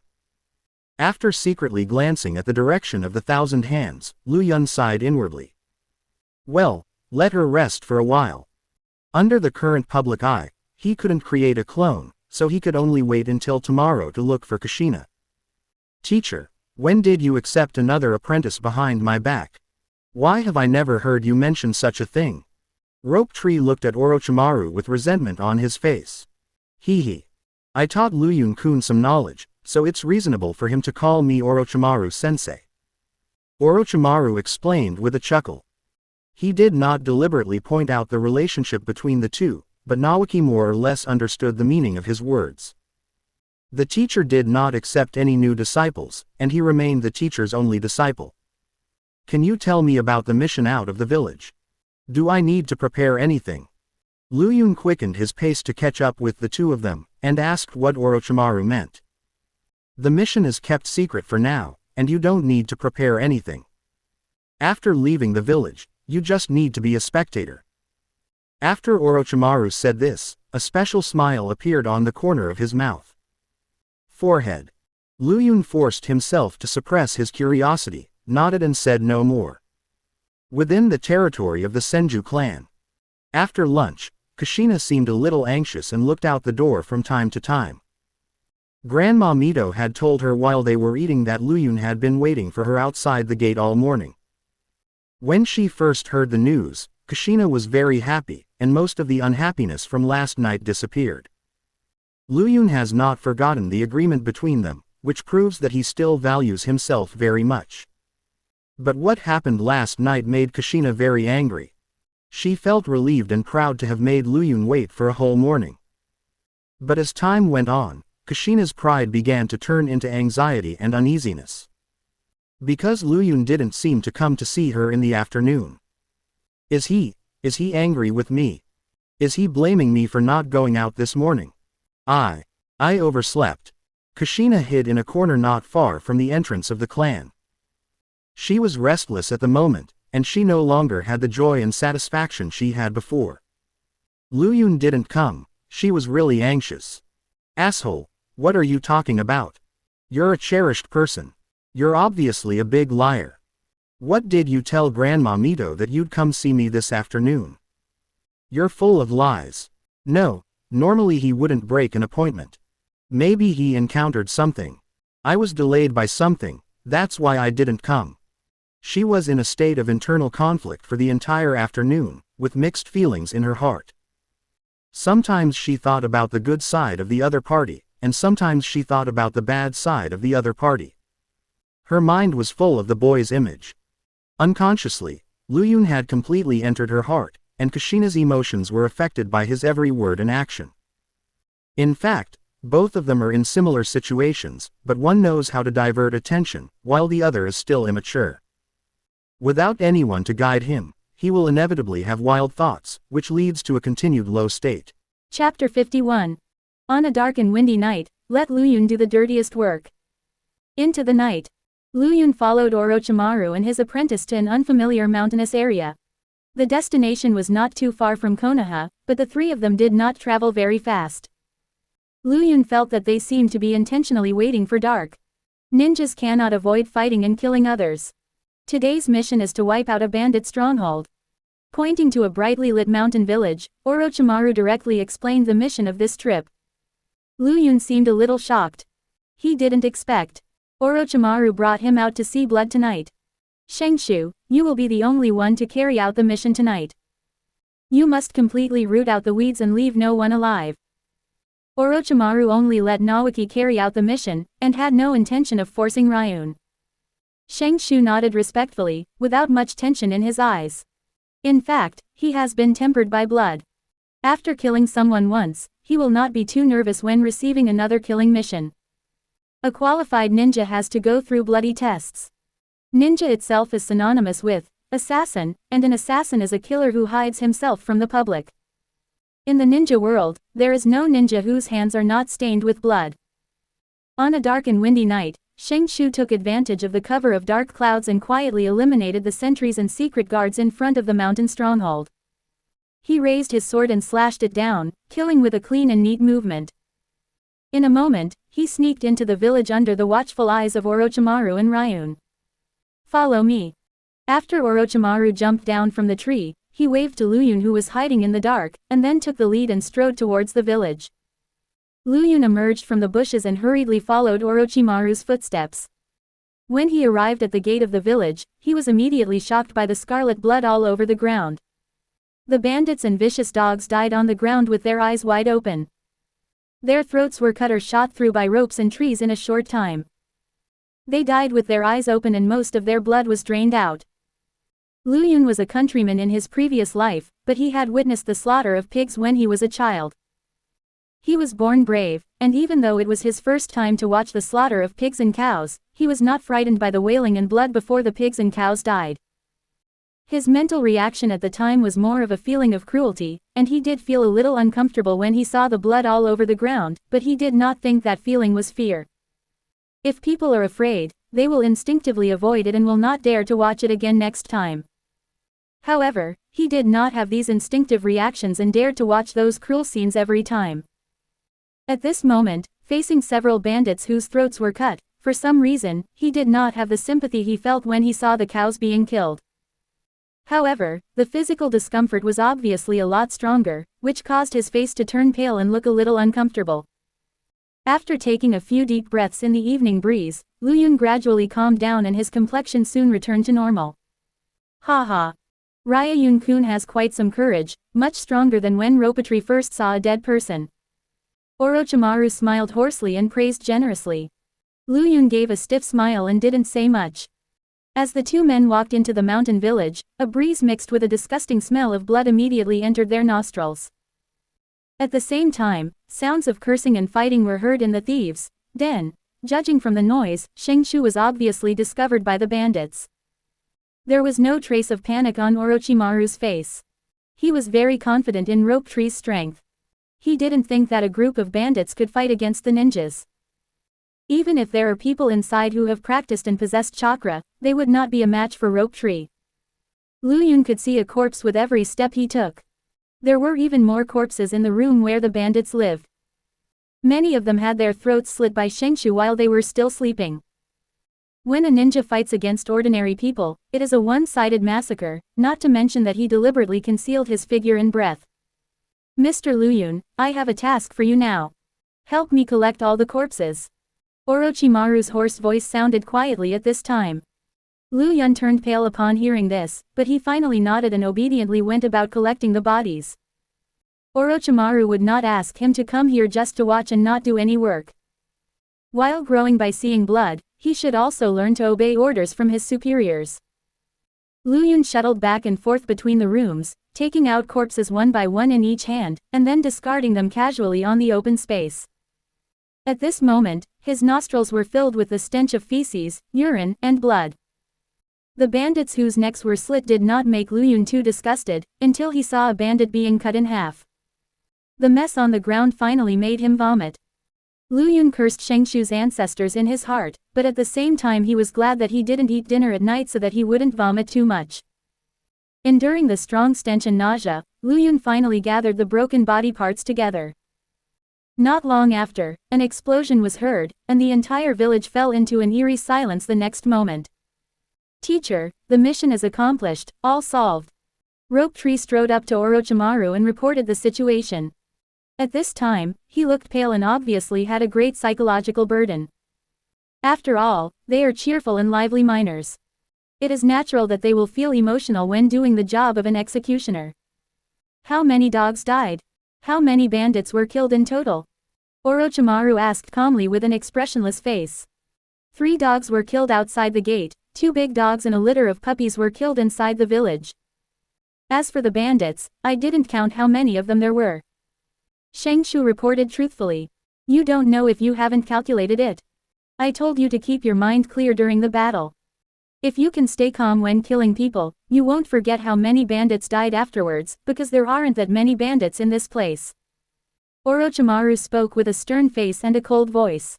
He was very dissatisfied with Rope Tree's performance. He didn't let Shengshu calculate in advance just to see how he would perform on the spot, but the result disappointed him a little.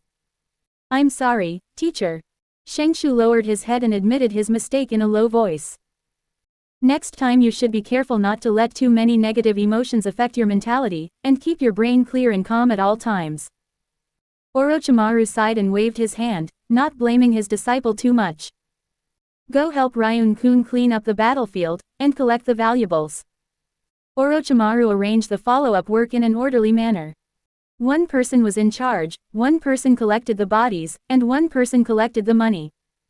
The division of labor was very clear. Hehe. Lu Yun-kun, you've worked hard. When Shengshu met Lu Yun who was doing the dirty work of moving corpses, he couldn't help but chuckle and say something rude. Lu Yun had a gloomy face the whole time and had no intention of paying any attention to the little kid. Mr. Lu Yun, come here for a moment. Orochimaru's voice suddenly sounded outside the house. Hearing him calling him, Lu Yun frowned subconsciously. Chapter 52. A sacrifice to the ferocious giant snake, murder and arson. Teacher Orochimaru, what do you want? Throwing a corpse onto the pile of corpses, Lu Yun shook off the dirty blood on his hands and came to him.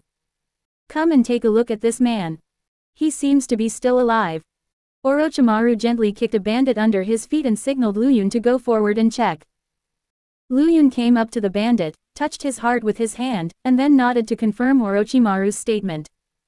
It still has a heartbeat, but it will not live long due to excessive blood loss. Orochimaru nodded and gave a hoarse smile, then kicked a long sword in front of Lu Yun. Take up this knife and end his painful and sinful life.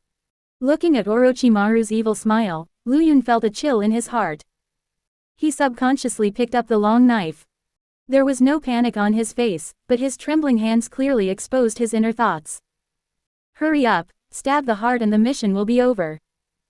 Seeing that Lu Yun was hesitant to take action, Orochimaru finally put away his smile and urged him in a cold voice. Shengshu on the side had already taken care of the aftermath. He was looking at the flowing clouds in front of him in silence. Only those who have experienced it know how terrifying this scene is. Once stabbed, they are no longer the innocent boys they once were. Even if you stand under the scorching sun in the future, there will always be a place deep in your heart that cannot be illuminated. No matter how clean your hands are, after you have killed someone, you will always feel that they are dirty. The expression on Luyun's face gradually became ferocious, and under the gazes of Orochimaru and Rope Tree, he stabbed the long knife in his hand fiercely into the bandit's body. The slightly beating heart was pierced directly, and the long knife even pierced through the body due to excessive force and nailed into the ground. Seeing this scene, Shang Shu's eyes twitched unconsciously several times. He didn't have this much ruthlessness at that time. That ferocious look, that crazy strength, it was as if this bandit had a grudge against him for killing his father. Snapped, snapped, snapped. Looking at the young man kneeling on the ground and breathing slightly, Orochimaru couldn't help but clapped his hands in praise. In his opinion, young people should have this kind of ruthlessness, and he is very optimistic about Luyun's future. Luyun didn't know what they were thinking, but what he was thinking when he took action just now was, "You couldn't avenge your country in your previous life, so I'll give you a chance in this life. If you're a man, you can't be useless, and you can't be soft-hearted." He just hypnotized his brain a little bit, and his hands suddenly stopped shaking, and the desire to kill naturally arose. Orochimaru bit his right thumb, and then drew a line of blood in the palm of his left hand. He slowly formed seals with both hands, and finally slammed them hard on the ground. Psychic art. Bang. With the appearance of a large cloud of thick fog, a ferocious giant snake also appeared in front of several people. Orochimaru, you'd better give me a reasonable explanation. The angry sound of the giant snake came from the smoke. The voice seemed very impatient, as if it was on the verge of going berserk. When the ferocious giant snake first appeared, it scared Shang Shu back several steps. Even Luyun subconsciously took 2 steps back, but when he figured out the origin of this beast, he no longer felt afraid. 10,000 snakes, this is the sacrifice I prepared for you. Pointing to the piles of corpses on the ground, Orochimaru showed a stiff smile on his face. One snake's eyes lit up when he heard this, but when he saw the pile of corpses on the ground clearly, he suddenly felt dissatisfied. Dead people. Let's fill our stomach first. Orochimaru laughed awkwardly. In front of the 10,000 snakes, he seemed very humble. One she snorted coldly, and its huge body began to wriggle slightly. The next moment it became furious. Its huge body and extremely fast speed pounced towards Orochimaru with its bloody mouth filled with a foul smell and poison. Orochimaru was so frightened by the sudden movement that his pupils contracted and he subconsciously took a small step back.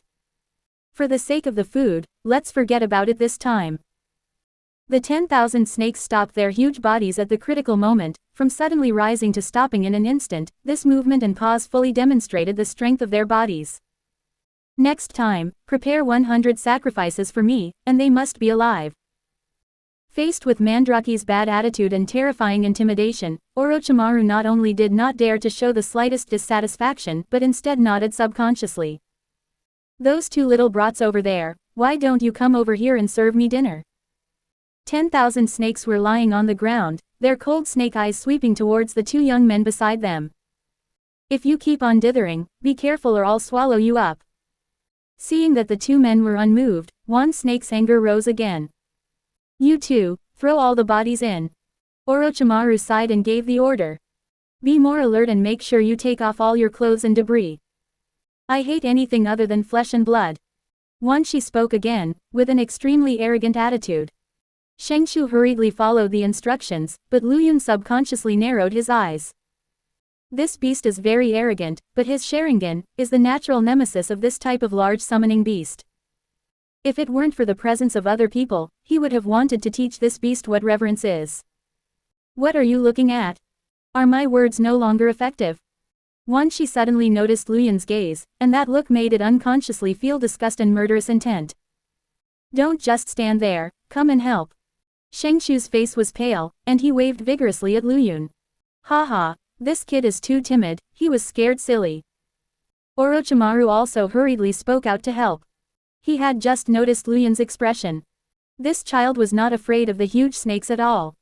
And for a moment, there seemed to be a fierce look in his eyes. Such courage really surprised Orochimaru and made him admire it. Luyun looked away and did not look at Wanshi again.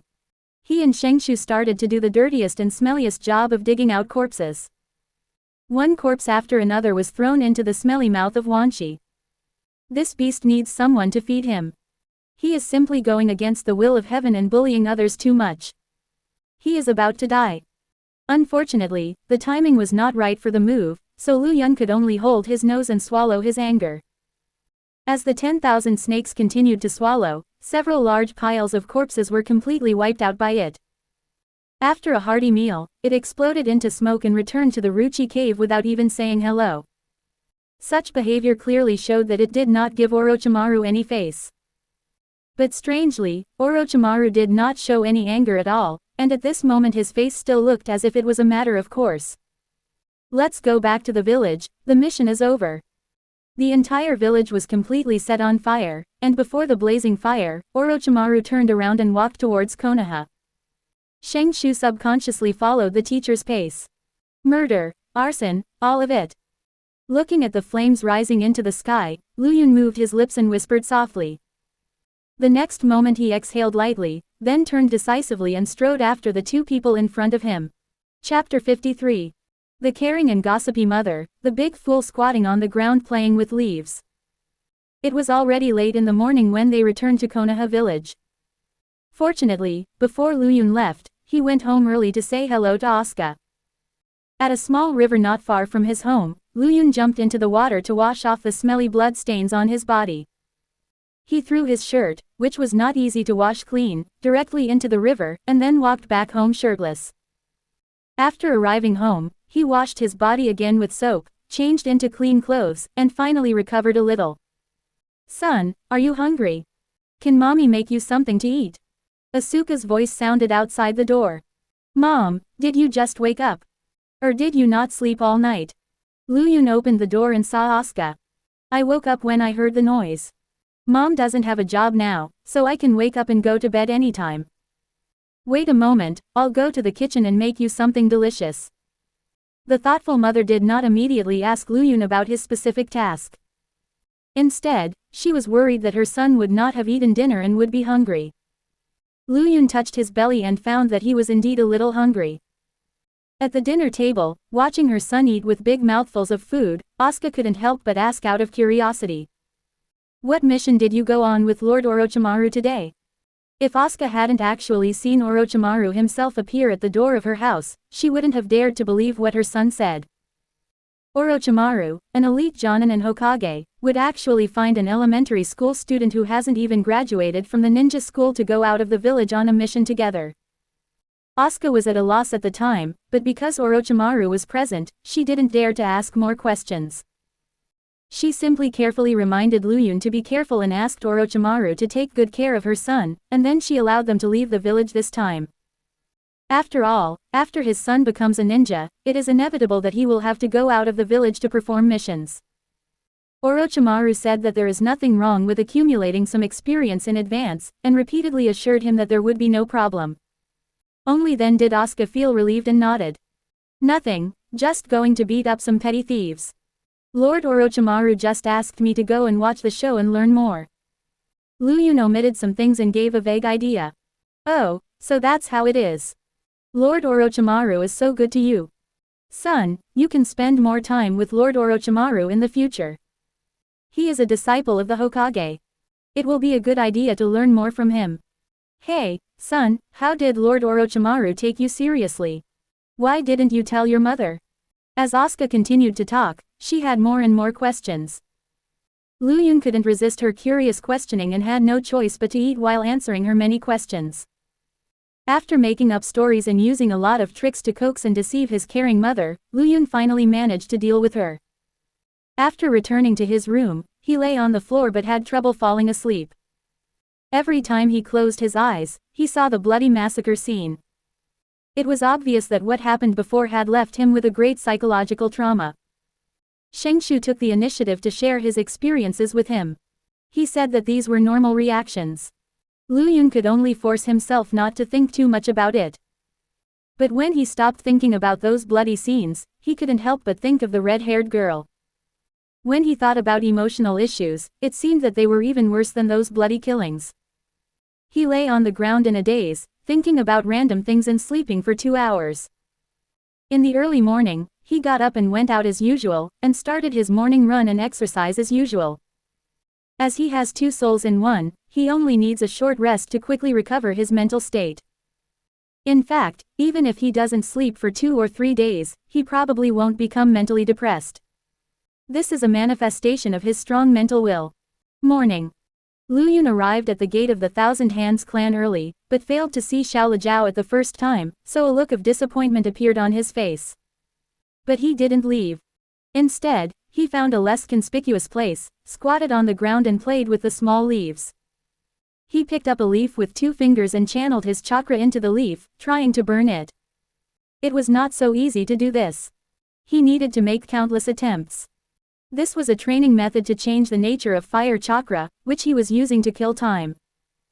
Kushina, who had tasted the bitterness of love for the first time yesterday, suppressed her fatigue and sleepiness and slowly walked towards the gate of the clan territory. She wanted to see if that damn guy came to see her.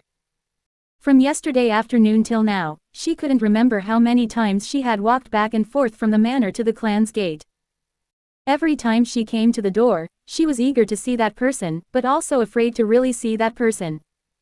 This contradictory feeling tormented her for a long time. Today, she didn't plan to suffer this kind of mental torture anymore. If she didn't see that person in the morning, if that person didn't come to find her, then she would go find him herself. Even if I might be looked down upon in the future, it doesn't matter. Missing someone is a disease. Kushina actually doesn't know that she is already sick. Still not here. Looking at the empty block outside the gate, Kushina couldn't help showing a hint of bitterness. At this moment, she felt so uncomfortable that she wanted to cry. She had insomnia last night and wanted to go home and sleep, but she was afraid that what happened yesterday would happen again. If the boy was made to wait another morning in vain, the relationship between the two of them would probably be beyond repair. So even though she was really sleepy and in a bad state, she forced herself to cheer up and took the initiative to go out to find the boy. At worst, she could just apologize to Lu Yun, and then they would go back to the way they were before, and she wouldn't have to suffer from that kind of anxiety anymore. She had figured it out last night. It was because she was too radical and too pretentious that the relationship between them was damaged. Thinking carefully about how good Lu Yun was to her, Kushina really couldn't find any reason why Lu Yun didn't care enough about her. The time I let go, thinking back carefully, it seemed that it was because of my own struggle that I let go. Thinking about it carefully, Lu Yun really didn't do anything wrong to her. Walking out of the clan gate dejectedly, Kushina subconsciously looked around. At the first cursory glance, Kushina didn't seem to notice Lu Yun's figure, and her face still looked lost. But suddenly she seemed to think of something and hurriedly looked at a corner again. That super big idiot squatting on the ground, looking constipated and playing with leaves. Isn't that the big liar, Uchiha Lu Yun? Kushina was stunned at this moment. She saw Lu Yun, and Lu Yun also noticed her figure immediately. Chapter 54. 2 people open their hearts and fight against the 9-tailed demon fox. Throwing away the leaves in his hand, Lu Yun quickly stood up and trotted over. Looking at the big boy who came towards her excitedly and happily, the astonishment on Kushina's face disappeared, and her little heart began to beat wildly uncontrollably as he gradually approached. Seeing the girl's red eyes and haggard face, Lu Yun couldn't help but call her softly, and subconsciously moved forward. It would have been better if he didn't scream. As soon as he screamed, Kushina's tears started to fall uncontrollably. Realizing her own loss of composure, Kushina quickly turned around. She didn't want others to see her vulnerability. Why did you come to me again? Kushina had her back to Lu Yun, and her voice unconsciously rose several pitches due to her excitement. In fact, what she was thinking about just now was not questioning, but to apologize to Lu Yun. However, when she started crying, the words changed completely when they came to her lips. This is typical insincerity. As soon as she said this, Kushina regretted it immediately. She didn't even care about being seen as vulnerable. After roughly wiping her tears with her wrist, she quickly turned around to see Lu Yun's reaction. The expected anger and dissatisfaction did not appear. Instead, the expression on the boy's face was one of guilt and heartache. She couldn't say her apology, or rather, before she could say it, Lu Yun had already said it before her. And the tone seems particularly gentle and sincere. Forgive me, Kushina.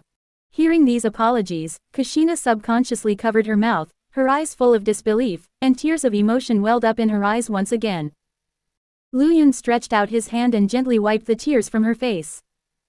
At this moment, Kushina could no longer suppress her inner feelings and throbbing. She hummed lightly and nodded heavily, then threw herself directly into Luyun's arms. A pair of white and tender hands tightly wrapped around his back. Feeling the strength coming from his chest, Luyun's face showed a tender look. He held Kushina in his arms and gently patted her back with his right hand to comfort her. Inside the Senju clan's manor, Uzumaki Mito saw the entire scene. She had no intention of stopping her children from falling in love prematurely, and might even help them secretly. As the new generation of Nine Tails container, Kushina needs to first fill the container with love. A person without love cannot become the Nine Tails Jinchuriki. Uzumaki Mito has lived with the nine-tailed demon fox for decades. She knows how powerful the nine-tailed hatred and resentment are. It is a complete collection of negative emotions. A nine-tailed fox container without love, even if it has a strong sealing power, will sooner or later be found by it when it is weak, and then be bewitched and controlled, leading to the final rampage out of control. The only thing that can fight against hatred and resentment is love. Love, affection, and even friendship can all serve as important forces in the fight against the nine-tailed fox. Time is running out for Uzumaki Mito, and there is not much time left for Kushina to grow either. Before the new and old generations of Jinchuriki take over, she must ensure that there is love in the new container. Only in this way can she leave with peace of mind.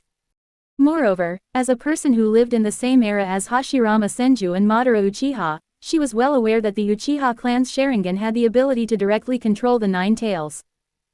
I guess even the current third Hokage is not very clear about this. The child Luyun is no ordinary person. Not only may he have awakened the Sharingan, but he also has the blood of the Senju clan. He has a clean background, good bloodline, great talents, mature mind, and seems reliable. More importantly, Kushina likes him. Uzumaki Mito feels that no one in Konoha is more suitable than him to be the future partner of the Nine Tails Jinchuriki. She felt relieved to leave Kushina in Luyun's hands.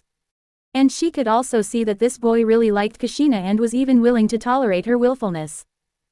In general, Uzumaki Mito is optimistic about these two people and is very satisfied with the current situation. That's great. Looking at the two people hugging each other tightly, Uzumaki Mito smiled with relief, but the next moment a figure that gave her a headache inexplicably emerged in her mind. Why doesn't Tsunade learn from Kushina? She's already grown up, but she doesn't even have a boyfriend. She spends all day drinking and gambling. Uzumaki Mito had a premonition that she might not live to see the day when Tsunade got married. As for having a great-grandson, that's even more impossible. I'm sorry, I'm also wrong. I shouldn't get angry easily. After wiping away her tears, Kushina bowed to Luyun earnestly and apologized. She does not lack the courage to admit her mistakes, and after calming down, she can clearly express her wishes. No, it's me. Luyun took the blame with a smile. He felt that he was too impatient and could not blame Kushina. Kushina waved her hands to deny it, but the next moment Luyun reached out and grabbed her hand. It's all in the past. Today I will be your teacher and teach you how to climb a tree. Kushina was stunned for a moment, and the next moment she smiled and nodded, and even took the initiative to hug Luyun's arm. On the way to the training ground, Kushina apologized again and brought up the misunderstanding yesterday. I overslept yesterday morning and missed my appointment with you. I made you wait for the whole morning in vain. I know. Grandma Mito told me everything. Luyun responded with a smile. Ah, then why don't you go and wake me up? If you want to learn how to climb a tree, you need a good mental state. If you don't sleep well, you will learn with half the effort and twice the results. So I plan to let you get some rest and come back to see you in the afternoon. Next, before Kushina could ask why Ryayun didn't come, he told her about his chance encounter with Orochimaru and his apprentice, and how he was recruited by them to do dirty work. Kushina is a ninja and will see blood in the future.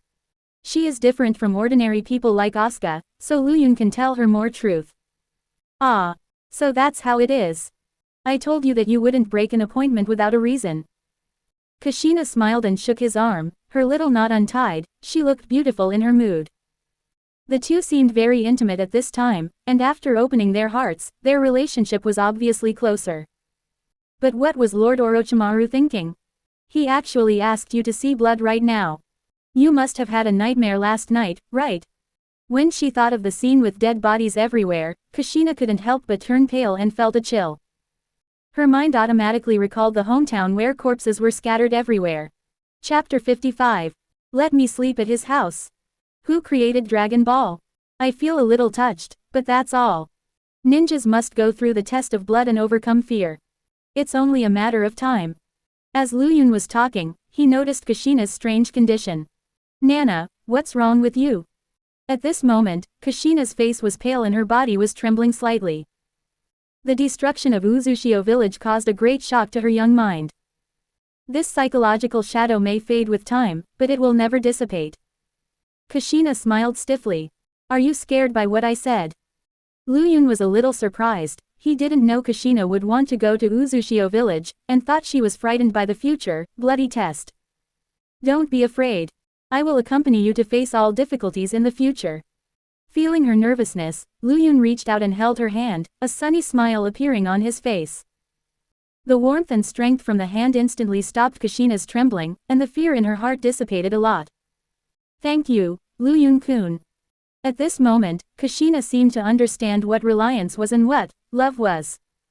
Let's not go to the river to practice for now. Come home with me, take a break in the morning, adjust your condition, and then start learning tree climbing in the afternoon. Kushina had serious dark circles under her eyes, her little face was full of fatigue, and her mental state was very bad. Lu Yun guessed that she might have suffered from insomnia again last night. Okay. I'll listen to you. When Kushina heard Lu Yun say that they would take a rest in the morning, she subconsciously breathed a sigh of relief. In fact, she also knew that she was not in good condition and really needed a good rest. But when she thought about going to Lu Yun's house to rest, her little brain began to have uncontrollable fantasies. Is Lu Yun's intention, could it be, that he wants me to sleep at his house? When she thought of this possibility, Kushina suddenly felt flustered and her pretty face gradually turned into a large tomato. Lu Yun, is Auntie home?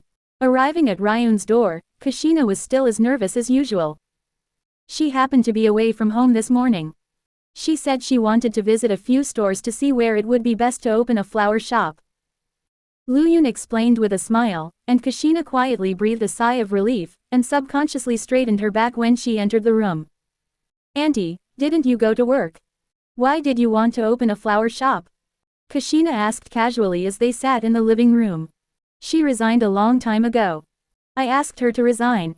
As for the flower shop, it's mainly because she feels too bored at home and wants to find something to do to pass the time.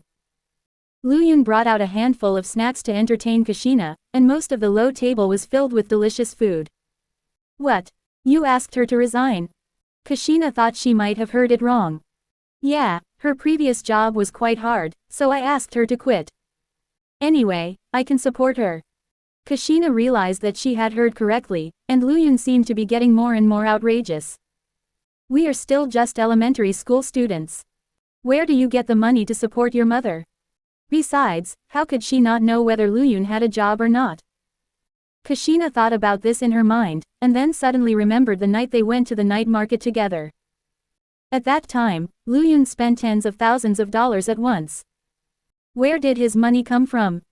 Seeing Kushina full of questions, Lu Yun told her about his book writing and creative work. Nani? Kushina's eyes widened, her face full of disbelief. Lu Yun's words were nothing but fairy tales to her. It was simply, it's outrageous to open the door to outrageousness. It's outrageous to the extreme. Kushina was confused for a moment. It's not her fault that she didn't believe it. Lu Yun's words were just too unbelievable. If no one had seen it with their own eyes, no one would believe that a primary school student could make a lot of money by writing. Seeing the surprised look on her face, Lu Yun picked up a comic book from under the coffee table. This is a comic book adapted from my story. You can see what the story writer's name is. Ryun threw the comic book casually in front of Kushina. It's actually Dragon Ball. Kushina couldn't help but exclaim. she vaguely saw Naoki read this book, and she also heard many classmates talking about this comic. Although she had no interest in comics, she knew that this comic book was very famous in Konoha. This can't be true. Kushina picked up the comic book with trembling hands, and when she saw the lower right corner of the cover, her eyes widened subconsciously. There are a few lines of small words and 2 names in the lower right corner of Dragon Ball. Comic author: Wu Shanming. Story writer: Yi Luyun. Character production: Yi Luyun. This comic was co-created by the above 2 authors. Originally, the author of this book should have been marked directly as Yi Luyun, but because the copyright of the comics belonged to 2 people and Wu Shanming wanted to become famous, his name was added. Luyun didn't care about it. He didn't want to become famous by copying books, and the fame of Dragon Ball was not unexpected. Someone would have to show up in the future, so it was no big deal to give half of the fame to Wu Shanming. All Luyun wants is money. Yi Luyun, it's really you. Kushina stuttered as she spoke.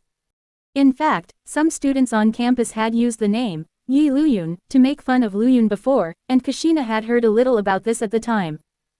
But she didn't know what Yi Luyun represented because she didn't know much about comic books. Moreover, she vaguely remembered Luyun admitting with a smile that this name was him, he was Yi Luyun. Kushina remembered that there was a group of annoying people laughing at him at that time, and there was even a bad guy who didn't know how to live or die and called him a snob. In order to vent Luyun's anger, Kushina beat that guy up. Now that I think about it carefully, could it be that this, Yi Luyun, is really him? Well, you can think of Yi Luyun as my pen name. Luyun answered casually while eating some snacks. Kushina subconsciously covered her mouth, and the look in her eyes as she looked at him changed from shock to admiration. Others think that Luyun is a pretentious person and that he cannot possibly have the intelligence and ability to create Dragon Ball comics, but Kushina believes that he has the talent. If she hadn't seen the name, Kushina might have had some doubts, but now that she has seen the name, she completely believes that this comic was written by Luyun. Uchiha Luyun and Yi Luyun, in such a small village like Konoha, how could there be so many coincidences? The talents displayed by Luyun, Kushina probably couldn't count them all even if she counted them on her fingers. The treasure boy wasn't just something she imagined, Kushina couldn't even see the limits of his abilities until now. The key point is that Luyun is extremely low-key on weekdays. It seems that she is the only one in the world who has discovered this treasure boy. Thinking of this, Kushina was secretly delighted and even laughed like a pig subconsciously. Chapter 56. I told you to lie down when you were sleepy. Whoever is the sponsor has the final say. Nana, what are you laughing at? Don't you believe that this, Yi Luyun, is me? Luyun raised his eyebrows and looked a little unhappy. No. I believe it. I just didn't expect Brother Luyun to be such a talented person in both literature and martial arts. I laughed. I felt like I had found a treasure. Kushina's voice suddenly changed from loud to soft, and her shy look made Luyun confused. What did you pick up? I didn't hear clearly. Forget it if you can't hear it. The two sat and chatted for a long time, but because the atmosphere was relaxed and pleasant, as they chatted, Kushina gradually began to feel sleepy and yawned continuously. You are sleepy and need a good sleep. Luyun looked at Kushina, his tone was light but his attitude was very serious. Ah, no need, I'm not sleepy. When she thought that this was the Ryun family, Kushina's sleepiness instantly disappeared. If I really sleep at his house and someone finds out, wouldn't I be so embarrassed? So even if she was really sleepy at this moment, she didn't dare to close her eyes, let alone lie down on the tatami regardless of her image. I said, you're sleepy. Luyun repeated it, and there was a certain majesty in his voice that could not be ignored. Kushina subconsciously looked at him, but what she saw was a pair of blood-red 3 Magatama Sharingan. The moment the two looked at each other, Kushina collapsed directly on the tatami. Luyun closed his Sharingan, walked over to Kushina and smiled. Illusion hypnosis is just one of the basic abilities of the Sharingan. Kushina, who is in a very bad mental state, has no resistance to his hypnosis. In fact, even if she was in good condition, she might not be able to resist. Luyun's mental strength was too strong now. If he really used the Sharingan, in a one-on-one situation, no one of his age would be able to withstand his illusion. Gently picking up the boneless red-haired girl lying on the ground, Luyun walked slowly towards his room. Kushina was heavier than he had expected. Luyun was 100% sure that she was much heavier than himself. Girls develop faster than boys. At this age, Kushina is about the same height as him, but she is obviously more fleshy than him. Luyun gently placed her on his bed, and then picked up the sheets to cover her belly. After doing this, he left the room and gently closed the sliding door. Shadow clone technique. Arriving at the courtyard, Luyun found a pile of dead leaves and began to practice changing the nature of fire attribute chakra. This training project can be handed over to the shadow clone to practice and explore. Luyun's main body lay on the ground and started a series of body training tasks. Push-ups, handstand push-ups, sit-ups, frog jumps, weighted squats, weighted horse stance, etc. Almost all the muscle groups in the body are exercised. Luyun was sweating profusely under the sun. He was not afraid of getting tanned. Instead, he intended to stay in the sun for a while longer. He already looks a bit feminine, and if his skin was too white, he would look even more like a woman. He doesn't want to be Shukun. There are many benefits to sunbathing. It can supplement calcium, strengthen bones and improve your body. Just be careful not to get heat stroke. The time soon reached noon. At this time, Asuka also returned home with a bunch of food. I'm back. Mom, have you found a suitable store? Luyun asked casually. I've picked two. Son, come and help me decide which location is suitable for opening a store. Asuka said as she pulled out a map of Konoha village. Didn't I indicate a rough area for you before? Have you gone to see it? Luyun asked while busy cooking in the kitchen. I've seen it, but that place has very few people, so it probably isn't suitable for opening a flower shop. Asuka scratched her head. She thought that a flower shop should be opened in a busy downtown area, but the area her son pointed out had obviously not much traffic. Just tell me if there is a large, cheap and spacious store there. Luyun rolled his eyes. The area he pointed out was between the Konoha hospital and the cemetery. It was a perfect location, except for the right time. Yes, and there is more than one, but... Asuka hesitated to speak. She felt that her son did not understand what she meant. No buts. Just pick a big enough store in that place. There aren't many people there. The store is cheap and you can buy it out directly. Luyun made the decision immediately. What? Buy out the store? Don't you have to rent it? Asuka was surprised. What are you renting? You rent a popular store in a busy city, and the rent is almost enough to buy a house there. That's true, but the key is that it's not a suitable place for doing business. Asuka retorted in a low voice. Who said that? It's just that the right time has not come yet. I can take advantage of this gap to build up the reputation of my flower shop. Okay. I'll listen to you and open it there. If you lose money later, you can't blame me. Asuka couldn't beat him, and since the big money provider was her own son, she had no choice but to follow his advice. Just go for it with confidence. If you make a profit, it's all yours. If you lose, it's mine. Luyun waved his hand, showing his heroic spirit. That's what you said. Asuka chuckled. Her son, who had his own ideas, looked really handsome. Son, why did you cook so much? We can't finish it all, right? Asuka, who was helping in the kitchen, looked confused. Kushina will have lunch at our house at noon. Luyun said with a smile. Ah. When will she come? Why didn't you tell me earlier? If you had told me earlier, I could have bought more dishes. Asuka looked annoyed. This is her son's potential girlfriend. She feels that she should treat her well and not be disrespectful. She's at home, sleeping in my room. Luyun said casually while cooking. Asuka was so shocked that the ingredients in her hands fell down. My son slept with Kushina last night, didn't he? At his age, how can he do this now? Hearing her scream, Luyun knew without thinking that his mother had made up her mind again. Luyun quickly explained the facts, and Asuka breathed a sigh of relief after listening. She can accept her son's premature love, but if he messes around at such a young age, then she really can't allow it. I'll go and call her to eat. As soon as the lunch was ready, Asuka volunteered to wake up Kushina. I'll go. Luyun reached out to stop his mother, and then walked straight into the room. Looking at his back, Asuka couldn't help but smile. The son is much better than his damn father. At such a young age, he dared to seduce a girl to his home and even slept with her in his bed. I guess no one else can be so capable. As a mother, she was afraid that her son would mess around outside, but she also felt that her son was very good at picking up girls, very capable and charming. This made her feel a little proud. Luyun knelt beside Kushina and then input his chakra into her. After a while, Kushina slowly opened her eyes.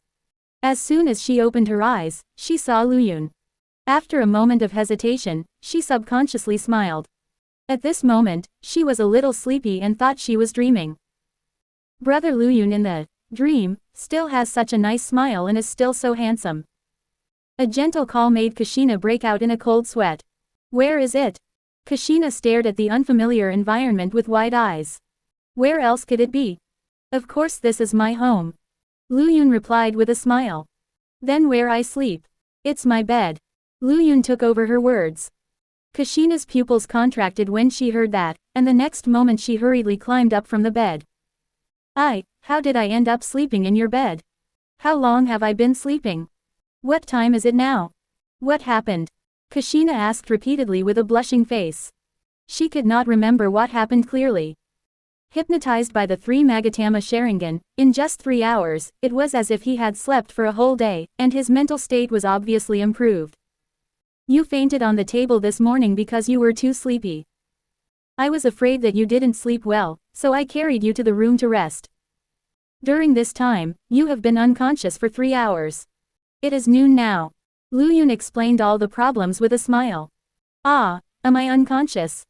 No wonder I lost consciousness and couldn't remember what happened. As soon as I opened my eyes. Kushina grabbed her hair and shook her head slightly, with beads of sweat appearing on her forehead. Okay, don't worry about the details, just come out to lunch with me, my mom is waiting for you outside. Luyun stood up from the ground. What? Ah, Auntie is waiting for me outside. Eat lunch. Kushina was so shocked that she couldn't speak clearly. Yeah, don't be nervous. My mother has always remembered you, and she likes you very much. Since we met last time, she has been asking me to invite you to my house. Seeing Kushina's nervousness, Luyun whispered to comfort her. But I haven't told my family yet. Kushina was afraid that Grandma Mito would worry about her. Don't worry about that. I've already sent my shadow clone over to say hello. Grandma Mito already knows about it and she agreed directly. A look of surprise appeared on Kushina's face. Brother Luyun was still so reliable. Well, I'm sleeping here with you, ah. Is your aunt also aware of this? Speaking of this, Kushina felt a little annoyed. She was even afraid to go out and see people. If she hadn't fainted, suddenly, she wouldn't have been so embarrassed. What should she do if her aunt thought that she was unreserved and a loose girl with bad character? Don't worry. I told her that something went wrong with your illusion practice and that you overexerted your brain and fell into a coma. She was very worried about you, so of course she wouldn't have the same crazy thoughts as you. Luyun waved his hand to comfort her again, and Kushina was visibly relieved when she heard that. You are really smart. Let's go over there quickly and don't keep Auntie waiting for too long. Kushina urged him urgently, pulling his hand. Wait. I need your help with something. What's up? Luyun asked her to help him cover up his lie. Before, he lied to Asuka and said that the reason he knew how to cook was because Kushina taught him. If the two women sat down to eat together, Luyun felt that the gossipy mother would definitely ask about these things. What? You lied to Auntie too? And how did you learn how to cook? And why did you lie? Kushina was surprised and curious for a moment. Luyun is simply a guy who cheats on gods when he meets them, and cheats on ghosts when he meets them. Kushina doesn't even know how many things he has hidden. Mom is still waiting for us to go out for dinner. Let's go eat first, and then I'll tell you the reason in private. Luyun reminded. Then you must stop lying. Tell me everything honestly after dinner. Otherwise, I won't help you cover up your lies. Kushina took the opportunity to threaten. Soon, the two arrived at the dining table one after the other. Asuka took the initiative to greet Kushina when she saw her, and was very enthusiastic. She even called her Nana, without even hearing Luyun call her that. Kushina blushed the whole time and responded to Asuka's concern and inquiries timidly. Okay, if you don't eat now, the food will get cold. Luyun's stomach kept protesting, growling with hunger. Ah, yes, let's eat first. Asuka smiled and pushed Kushina to sit down and eat. While the three of them were eating, Asuka indeed talked about Ryun's cooking skills, and she also praised Kushina highly. They said that she knew all kinds of cooking skills at such a young age, and praised the little girl as the most outstanding and sensible girl in the entire ninja world. Kushina smiled awkwardly and buried her head in her food the entire time, the blush on her face never fading at all. Luyun put all the blame on her. Because of the agreement just now, Kushina had no choice but to admit it. She took advantage of Asuka's distraction to glare at the big liar more than once. If Asuka hadn't been there, she would have wanted to beat him up. Luyun sat quietly aside with a smile on his face, constantly putting food into the two women's bowls, and had no intention of helping Kushina out. Instead, he occasionally joined in the conversation and praised her. Listening to Luyun's nonsense, Kushina was so angry that her teeth itched, but she didn't dare to show it directly. She could only turn her grief and anger into appetite and fight with white rice. After lunch, Asuka chatted with Kushina for a long time, until Luyun suggested going out to practice, and Asuka reluctantly let the little girl go. You are a damned liar who keeps telling lies. As soon as the two walked a short distance from the house, Kushina could no longer suppress her anger and kicked Luyun to the ground with a kick. I'm helping you to cover up your lie, but you're not only ungrateful and don't know how to help me out, you're also madly putting the blame on me. You looked so happy while eating. Don't you like to laugh? Why don't you continue laughing now? Kushina leaned over, grabbed Luyun by the collar and grinned. It's unfair. How could I be gloating over someone else's misfortune? Nana, don't do anything yet, just listen to my explanation. Luyun waved his hands repeatedly to persuade her to calm down, and subconsciously forced a stiff smile on his face. It would have been fine if he didn't laugh, but when he laughed, Kushina's eyes were spitting fire, and the next moment, without saying a word, she punched him hard in the handsome face. Chapter 58. Teaching the tree climbing method. Is Luyun really Kushina's biological child? By the river not far from home, Brother Luyun, who was beaten black and blue, was pointing at a big tree and explaining to Kushina how to climb a tree. Kushina no longer believed his lies. Rather than being skeptical and listening to him continue to fool her, she might as well give him a beating and vent her anger. Concentrate your mind and control the chakra in your body to flow to your feet. With the careful guidance of teacher Luyun, Kushina took a kunai to mark and then began the tree climbing training. When Kushina first started training, she was bound to be thrown down and grimaced, her whole body was dirty and painful. Luyun couldn't bear to watch it, so he stood under the tree and caught Kushina who fell. At the beginning, the two of them were very harmonious and even had a lot of fun. However, it was not until a mistake that Luyun caught the wangzai bun that he shouldn't have caught. The next moment, Kushina screamed and subconsciously raised her hand to give him a big slap. Stinking rogue. Okay, I'll kill you, you stinky tomato. If I ever bother with you again, I'll be your son. Luyun laughed in anger and simply ignored her. He ran to the side and started his daily practice. Kushina curled her lips and started practicing on the tree again. Soon, after being thrown down twice more, she began to regret it. Of course, even though she regretted it, she would not give in or bow her head immediately. After all, she had just beaten him, and Brother Luyun was very angry now. Moreover, the worse she got hit, the more that guy seemed to be gloating over her misfortune. Especially that sly smile on the corner of his mouth. Humph. He can master this practice in one night. I can definitely be faster than him. This bastard won't be able to laugh for much longer. Kushina rubbed her sore butt, secretly cheering herself up, while not forgetting to glare at someone threateningly. If Luyun knew what she was thinking at this moment, he would probably laugh his head off.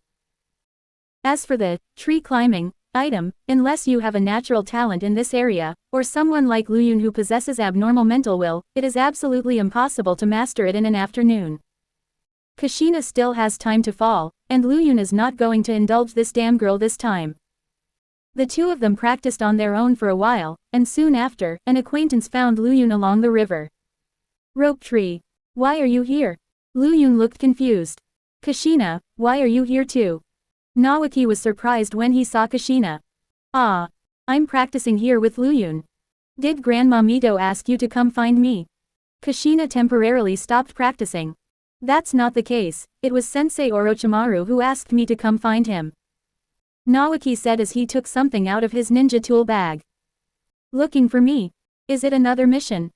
No, the last time you went out of the village with us to carry out a mission, the teacher had already handed in the mission to Konoha and received the reward. He divided the reward into 3 parts and asked me to come and give you the money. Shengshu stated the purpose of his visit. No need. I'm just doing some meaningless work. Lu Yun scratched his head and wanted to refuse. That won't do. Teachers always keep their word. Besides, you did a lot of dirty work and put in a lot of effort in the mission. We don't want to take advantage of you. You must take this reward. Naoki spoke seriously and told Lu Yun and Kushina some ninja rules in advance. Okay, please thank Master Orochimaru for me. It's been hard for you to make this trip. Lu Yun nodded and took the reward. The teacher also asked me to give this scroll to you. Shengshu threw a small scroll to Lu Yun. Finally, he took a look at Kushina, who was dirty and had messy hair, and after making sure that she was not being bullied, he said goodbye and left. That's good. You've earned a lot of mission fees before becoming a ninja, Lu Yun. It's none of your business. Before Kushina could finish her words, Lu Yun curled his lips and interrupted her directly. The smile on her face froze for a moment, and the next moment her red hair stood up high, and she looked a little exasperated. My kindness is taken for granted. Just wait and see whether I will pay any attention to you from now on, you bastard. Same here, I'll return this sentence to you exactly as it is. Stinky tomato. Lu Yun subconsciously touched his face and retorted forcefully.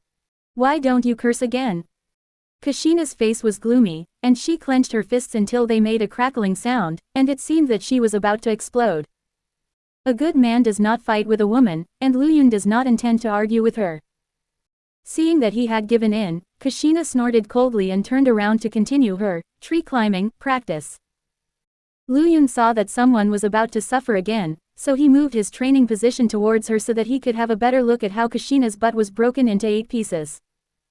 At first he was gloating over it, but as Kushina's training became less smooth and she was thrown down more often, gradually, she began to take her anger out on someone. What are you laughing at, you stinky bastard? If you let me see that gloating look on your face again, I'll beat you up. Kushina glared at her fiercely and threatened her directly. Lu Yun rolled his eyes at her and continued to practice on his own, but the smile on his face faded. Half an hour later. What are you looking at? Is there anything interesting to see? Lu Yun fled from the spot directly, ran to the side and started driving a wooden stake, as if saying, I'm not going to argue with you. Seeing this scene, Kushina was so angry that her teeth were itching, but she couldn't do anything about him. First, second. Following a clear sound of something landing, the place where Kushina was fell into an eerie silence. Lu Yun did not hear any inhalation or groan of pain. After a moment of silence, he quickly turned his head to look at Kushina. But I saw her lying on the ground motionless with her eyes closed, as if she was unconscious. Oh no, did you accidentally hit your head? Thinking of this possibility, Lu Yun didn't care about anything else and hurried to her side to check the situation. Hey, Kushina. Lu Yun patted her face and called her, but saw that the other party did not respond at all. Could she have really fallen on her head? I clearly told her to be careful. Lu Yun said as he picked her up from the ground and held her in his arms, then began to examine her head carefully. It seems that I am not hurt. Kushina laughed out loud. When he heard the noise, he knew that the little girl had just pretended to be unconscious. For a moment, Lu Yun was so angry that his face turned red. He pushed the little girl away and wanted to get up, but the next moment, Kushina stuck to him like a dog's skin plaster. He, didn't you say you'd ignore me? Didn't you say if you ever pay attention to me again, you're my own child? Kushina pushed him to the ground, a devious smirk on her face. Kushina knew for sure that Lu Yun would not ignore her, so she pretended to be injured and unconscious to play a trick on him. Ha, should I call mom to let her know? Faced with her teasing and ridicule, Lu Yun instantly got furious. He turned over and pressed Kushina to the ground, then slapped her hard on the butt. Snapped. There was a crisp and loud slap sound, and Kushina's face instantly turned red at a speed visible to the naked eye. What? Kushina opened her mouth and let out a scream, she almost cried out in pain. Asshole! I'm going to kill you! At this moment, Kushina's face was filled with grief and anger, and her eyes were blazing with fire as she stared at Luyun, who was retreating. My butt was already hurting from the fall, and this slap. I guess it will hurt worse than the last time I got spanked. Kushina turned into a blood-red pepper and stopped practicing climbing trees. She was only thinking about seeking revenge on him. It's a pity that Luyun was very smart. He stood on the river surface in an instant, making Xiao Lijiao on the shore so angry that she gritted her teeth. Call out! Call out! Call out! Kunai and shuriken were thrown out from her hands, but unfortunately Luyun was prepared and took out a kunai and easily knocked down the incoming weapons. Are you still a man? Come ashore and fight me if you dare, you bastard! Kushina was so angry on the shore that she was jumping up and down, she was furious but helpless against him. I can tread water, but she can't even climb a tree. If she dares to swim over, she will be killed by that bad guy. Lululu, I won't do that. Do you have the guts to jump over and hit me? You big idiot. Luyun used his best advantage in talking nonsense to make Kushina on the shore so angry that she screamed continuously. I jumped up. Luyun suddenly jumped onto the shore, and Kushina hurriedly chased after him. I jumped back again. Just as she was about to get close, Luyun jumped back onto the water with a playful grin on his face. So what? You can't hit me. Ha ha ha, you big idiot tomato. The person in front of her looked so despicable, it simply left Kushina dumbfounded and amazed. In the past, when she heard Luyun arguing with others at school, she would always laugh until her stomach hurt because of Luyun's remarks. Those elementary school students would often get so angry that they were fuming, and sometimes they would even cry out of anger. At this moment, she fully understood the feelings of her former enemies. I want to scold him but I can't do it, I want to kill him but I can't beat him. This feeling is just like it is right now, it really makes people despair. Kushina was so angry that her whole body was shaking, and her tears were falling uncontrollably. Hee. Weren't you so arrogant just now? Why are you crying now? Looking at the little girl squatting on the ground and crying, Luyun instantly revealed a malicious smile. Oh my, you're such a little crybaby. Luyun said this as he slowly approached her. Don't cry, at worst I'll let you punch me. Luyun stood in front of her with an evil smile. When she noticed the figure in front of her, Kushina's crying stopped abruptly. The next moment, she suddenly stood up and punched Luyun in the mouth hard. Her speed was so fast that Luyun couldn't react. After hitting the target, Kushina burst into laughter, but suddenly she seemed to realize something, and the smile on her face froze. Bang! The flowing cloud that she hit suddenly exploded into a cloud of smoke. It's a shadow clone. Ha ha ha, you big fool tomato, you are so stupid that it's adorable, so stupid that it makes people feel sorry for you. Luyun's loud laughter sounded at the right time, and Kushina experienced what it meant to break defense twice. Kushina was so angry that she screamed again, her red hair fluttering without wind, and the powerful chakra that burst out from her body made the clouds on the water surface jump with fear. Fuck. This kind of chakra aura. Luyun's face turned slightly pale. It would be really fun if the Uzumaki clan's immortal body was angered. Incompetent and furious, Kushina threw everything she could on the shore, but unfortunately, even though a bunch of things hit the river surface, they could not hurt Luyun at all. She was so angry that she turned around and ran away, threatening not to play with this little bastard anymore. Luyun taught her a lesson today. No matter whether it was climbing a tree, walking on water, or shadow clones, any one of them could bully her if used alone. After suffering this loss, the little girl will study harder next time. Hee. I let you take advantage of me, and you dare to ask me to call you mom. I'm so angry that I can't stop you, little girl. Luyun hummed, seeming somewhat pleased with himself. It's right for a girl to be nice to her, but you can't spoil her in everything, otherwise she will become lawless in the future and you won't be able to control her, or she will bully you, and then you're doomed. Looking at the setting sun, Luyun felt that it was still early, so he simply sat down under a big tree and read the scroll that Orochimaru had asked Rope Tree to bring him. It's actually 2 lightning release ninjutsu.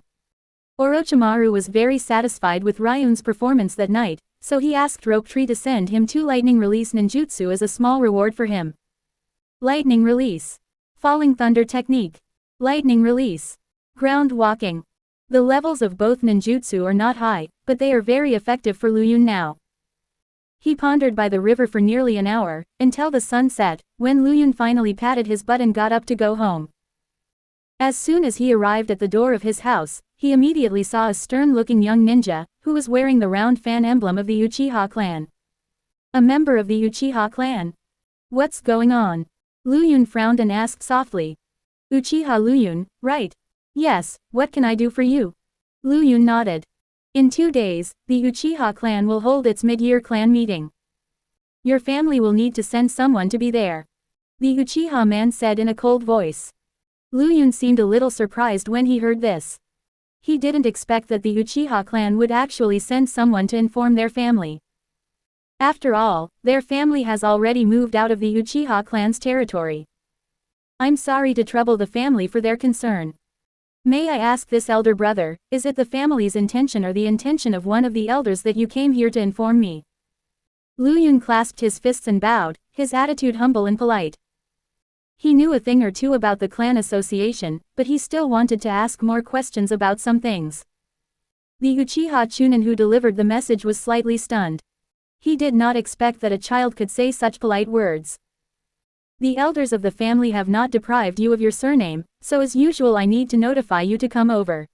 Chapter 60. The Uchiha clan's mid-year clan meeting, action plan against the red-haired thief. After hearing the visitor's explanation, Lu Yun nodded slightly with a thoughtful look on his face. Just to remind you, even if you don't live in the Uchiha clan territory, every family must send a representative to participate.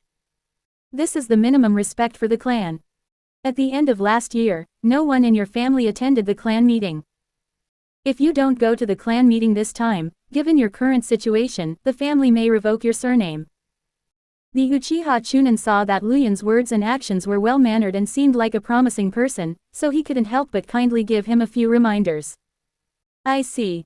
Thanks for the reminder, big brother. Lu Yun smiled and thanked him, and the Chunin nodded slightly before leaving their house. Mom, why are you so distracted? At the dinner table, Lu Yun asked with a smile. He had just told Asuka about the mid-year clan meeting. Asuka opened her mouth, but hesitated to speak. Mom, you don't want to attend the Uchiha clan's mid-year clan meeting, right? Lu Yun saw what she was thinking and took the initiative to speak. Because of Uchiha Mamoru's death, and the fact that Lu Yun was too young, Asuka was afraid that he would be bullied and that he was ignorant and unable to cope, so Asuka had to bite the bullet and attend the first few clan meetings. Among a large group of black-haired people, there are 1 or 2 oddballs with different hair colors. For a very exclusive bloodline family, allowing you to enter the ancestral hall is already the limit. It would be strange if they would give you a good face. The Uchiha clan actually also intermarries with women from other clans, but in large occasions like clan meetings, outsiders would generally deliberately avoid them. For an orphan and a widow like the Ryun family, Asuka would go ahead and take the stage when there was no alternative but to do so. With an extremely conspicuous purple hair, even if he was walking in the clan territory, he would be regarded as an alien in the Uchiha clan. If he appeared at a clan meeting, he would naturally be disliked by others. Lu Yun wasn't quite sure what she had experienced, but it was certain that she had been ostracized when she attended clan meetings before, and it was also certain that she was afraid to attend such occasions. Yeah. Asuka nodded. Lu Yun, do you want to go? If you don't want to be deprived of your surname, Mom can. Of course I don't want to go. Damn the Uchiha surname. Lu Yun said with a smile, interrupting Asuka's next words. Asuka stared at him in surprise. To be honest, I don't want to have too much interaction with that family. My mother and I are the same in this respect. Lu Yun first expressed his attitude to let his mother know that he was firmly on her side. If it's just a surname, it doesn't make any difference to us whether we have it or not. Our family doesn't rely on the Uchiha clan, don't you think so, Mom? As Lu Yun spoke, he tried to mobilize Asuka's emotions and reduce her anxiety and uneasiness. Yes, son, you are right. Asuka nodded heavily. The Senju clan, which is stronger than the Uchiha clan, doesn't care about the surname and chooses to hide their surnames and merge with the village. However, the Uchiha clan values their surname more than anything else and would like to carve the round fan clan emblem on their face. Luyun knew that this xenophobic family would be destroyed sooner or later, so he didn't think about having too much interaction with them. However, he cannot be completely separated from the Uchiha clan for the time being, because the body of his father, Uchiha Masaru, was buried in the Uchiha clan's exclusive cemetery. The location is also within the Uchiha clan's territory. You don't have to give up your surname, but we have to take in Dad's body.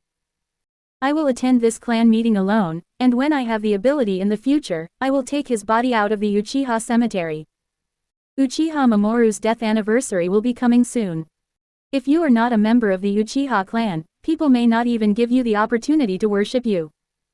So even though he hated it, Luyun still had to attend this mid-year clan meeting.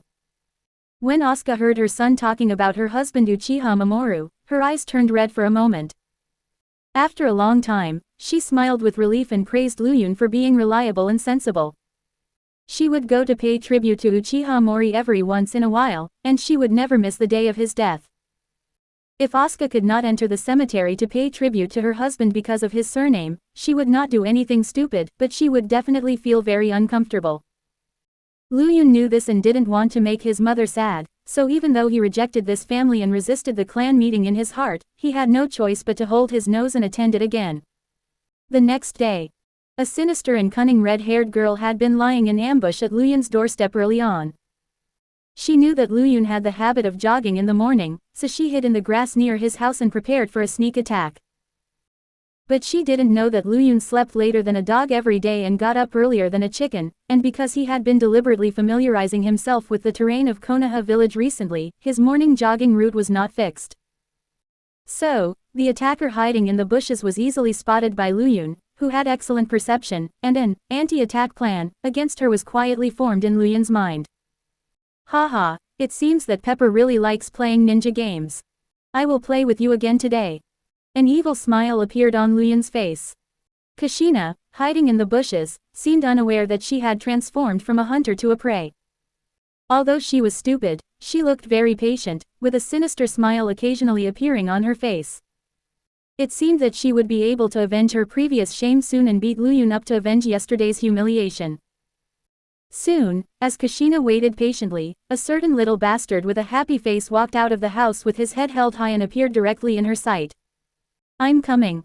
Kushina's face was full of excitement, her eyes were shining, and she subconsciously tightened the wooden stick in her hand. Laugh, laugh, soon you won't be able to laugh anymore. She wouldn't have the heart to beat the little bastard just because he was good-looking and had a bright smile. Luyun seemed not to notice her, and he walked straight in front of Kushina. When he was about to pass by the bushes, Kushina could no longer contain her joy and picked up a wooden stick, preparing for a surprise attack. But just as she was about to show up, a familiar voice suddenly sounded, which scared her. Asuka suddenly appeared from an intersection. It turned out to be Aunt Asuka. Fortunately, Kushina was so frightened that she felt weak and sweaty all over. She attacked her son in front of the man's mother. The good girl persona she maintained in front of Asuka was about to collapse in an instant. Even if Kushina had 10 mouths, she probably couldn't explain it clearly. Don't even think about entering the Luyun family again in the future. When she thought of this, she was glad that she did not expose herself rashly. Mom, what are you calling me for? Luyun deliberately stopped at the edge of the grass, and his position was very careful, subtly blocking someone's retreat. He was determined to catch this little red-haired thief severely today and let her know what human heart is evil.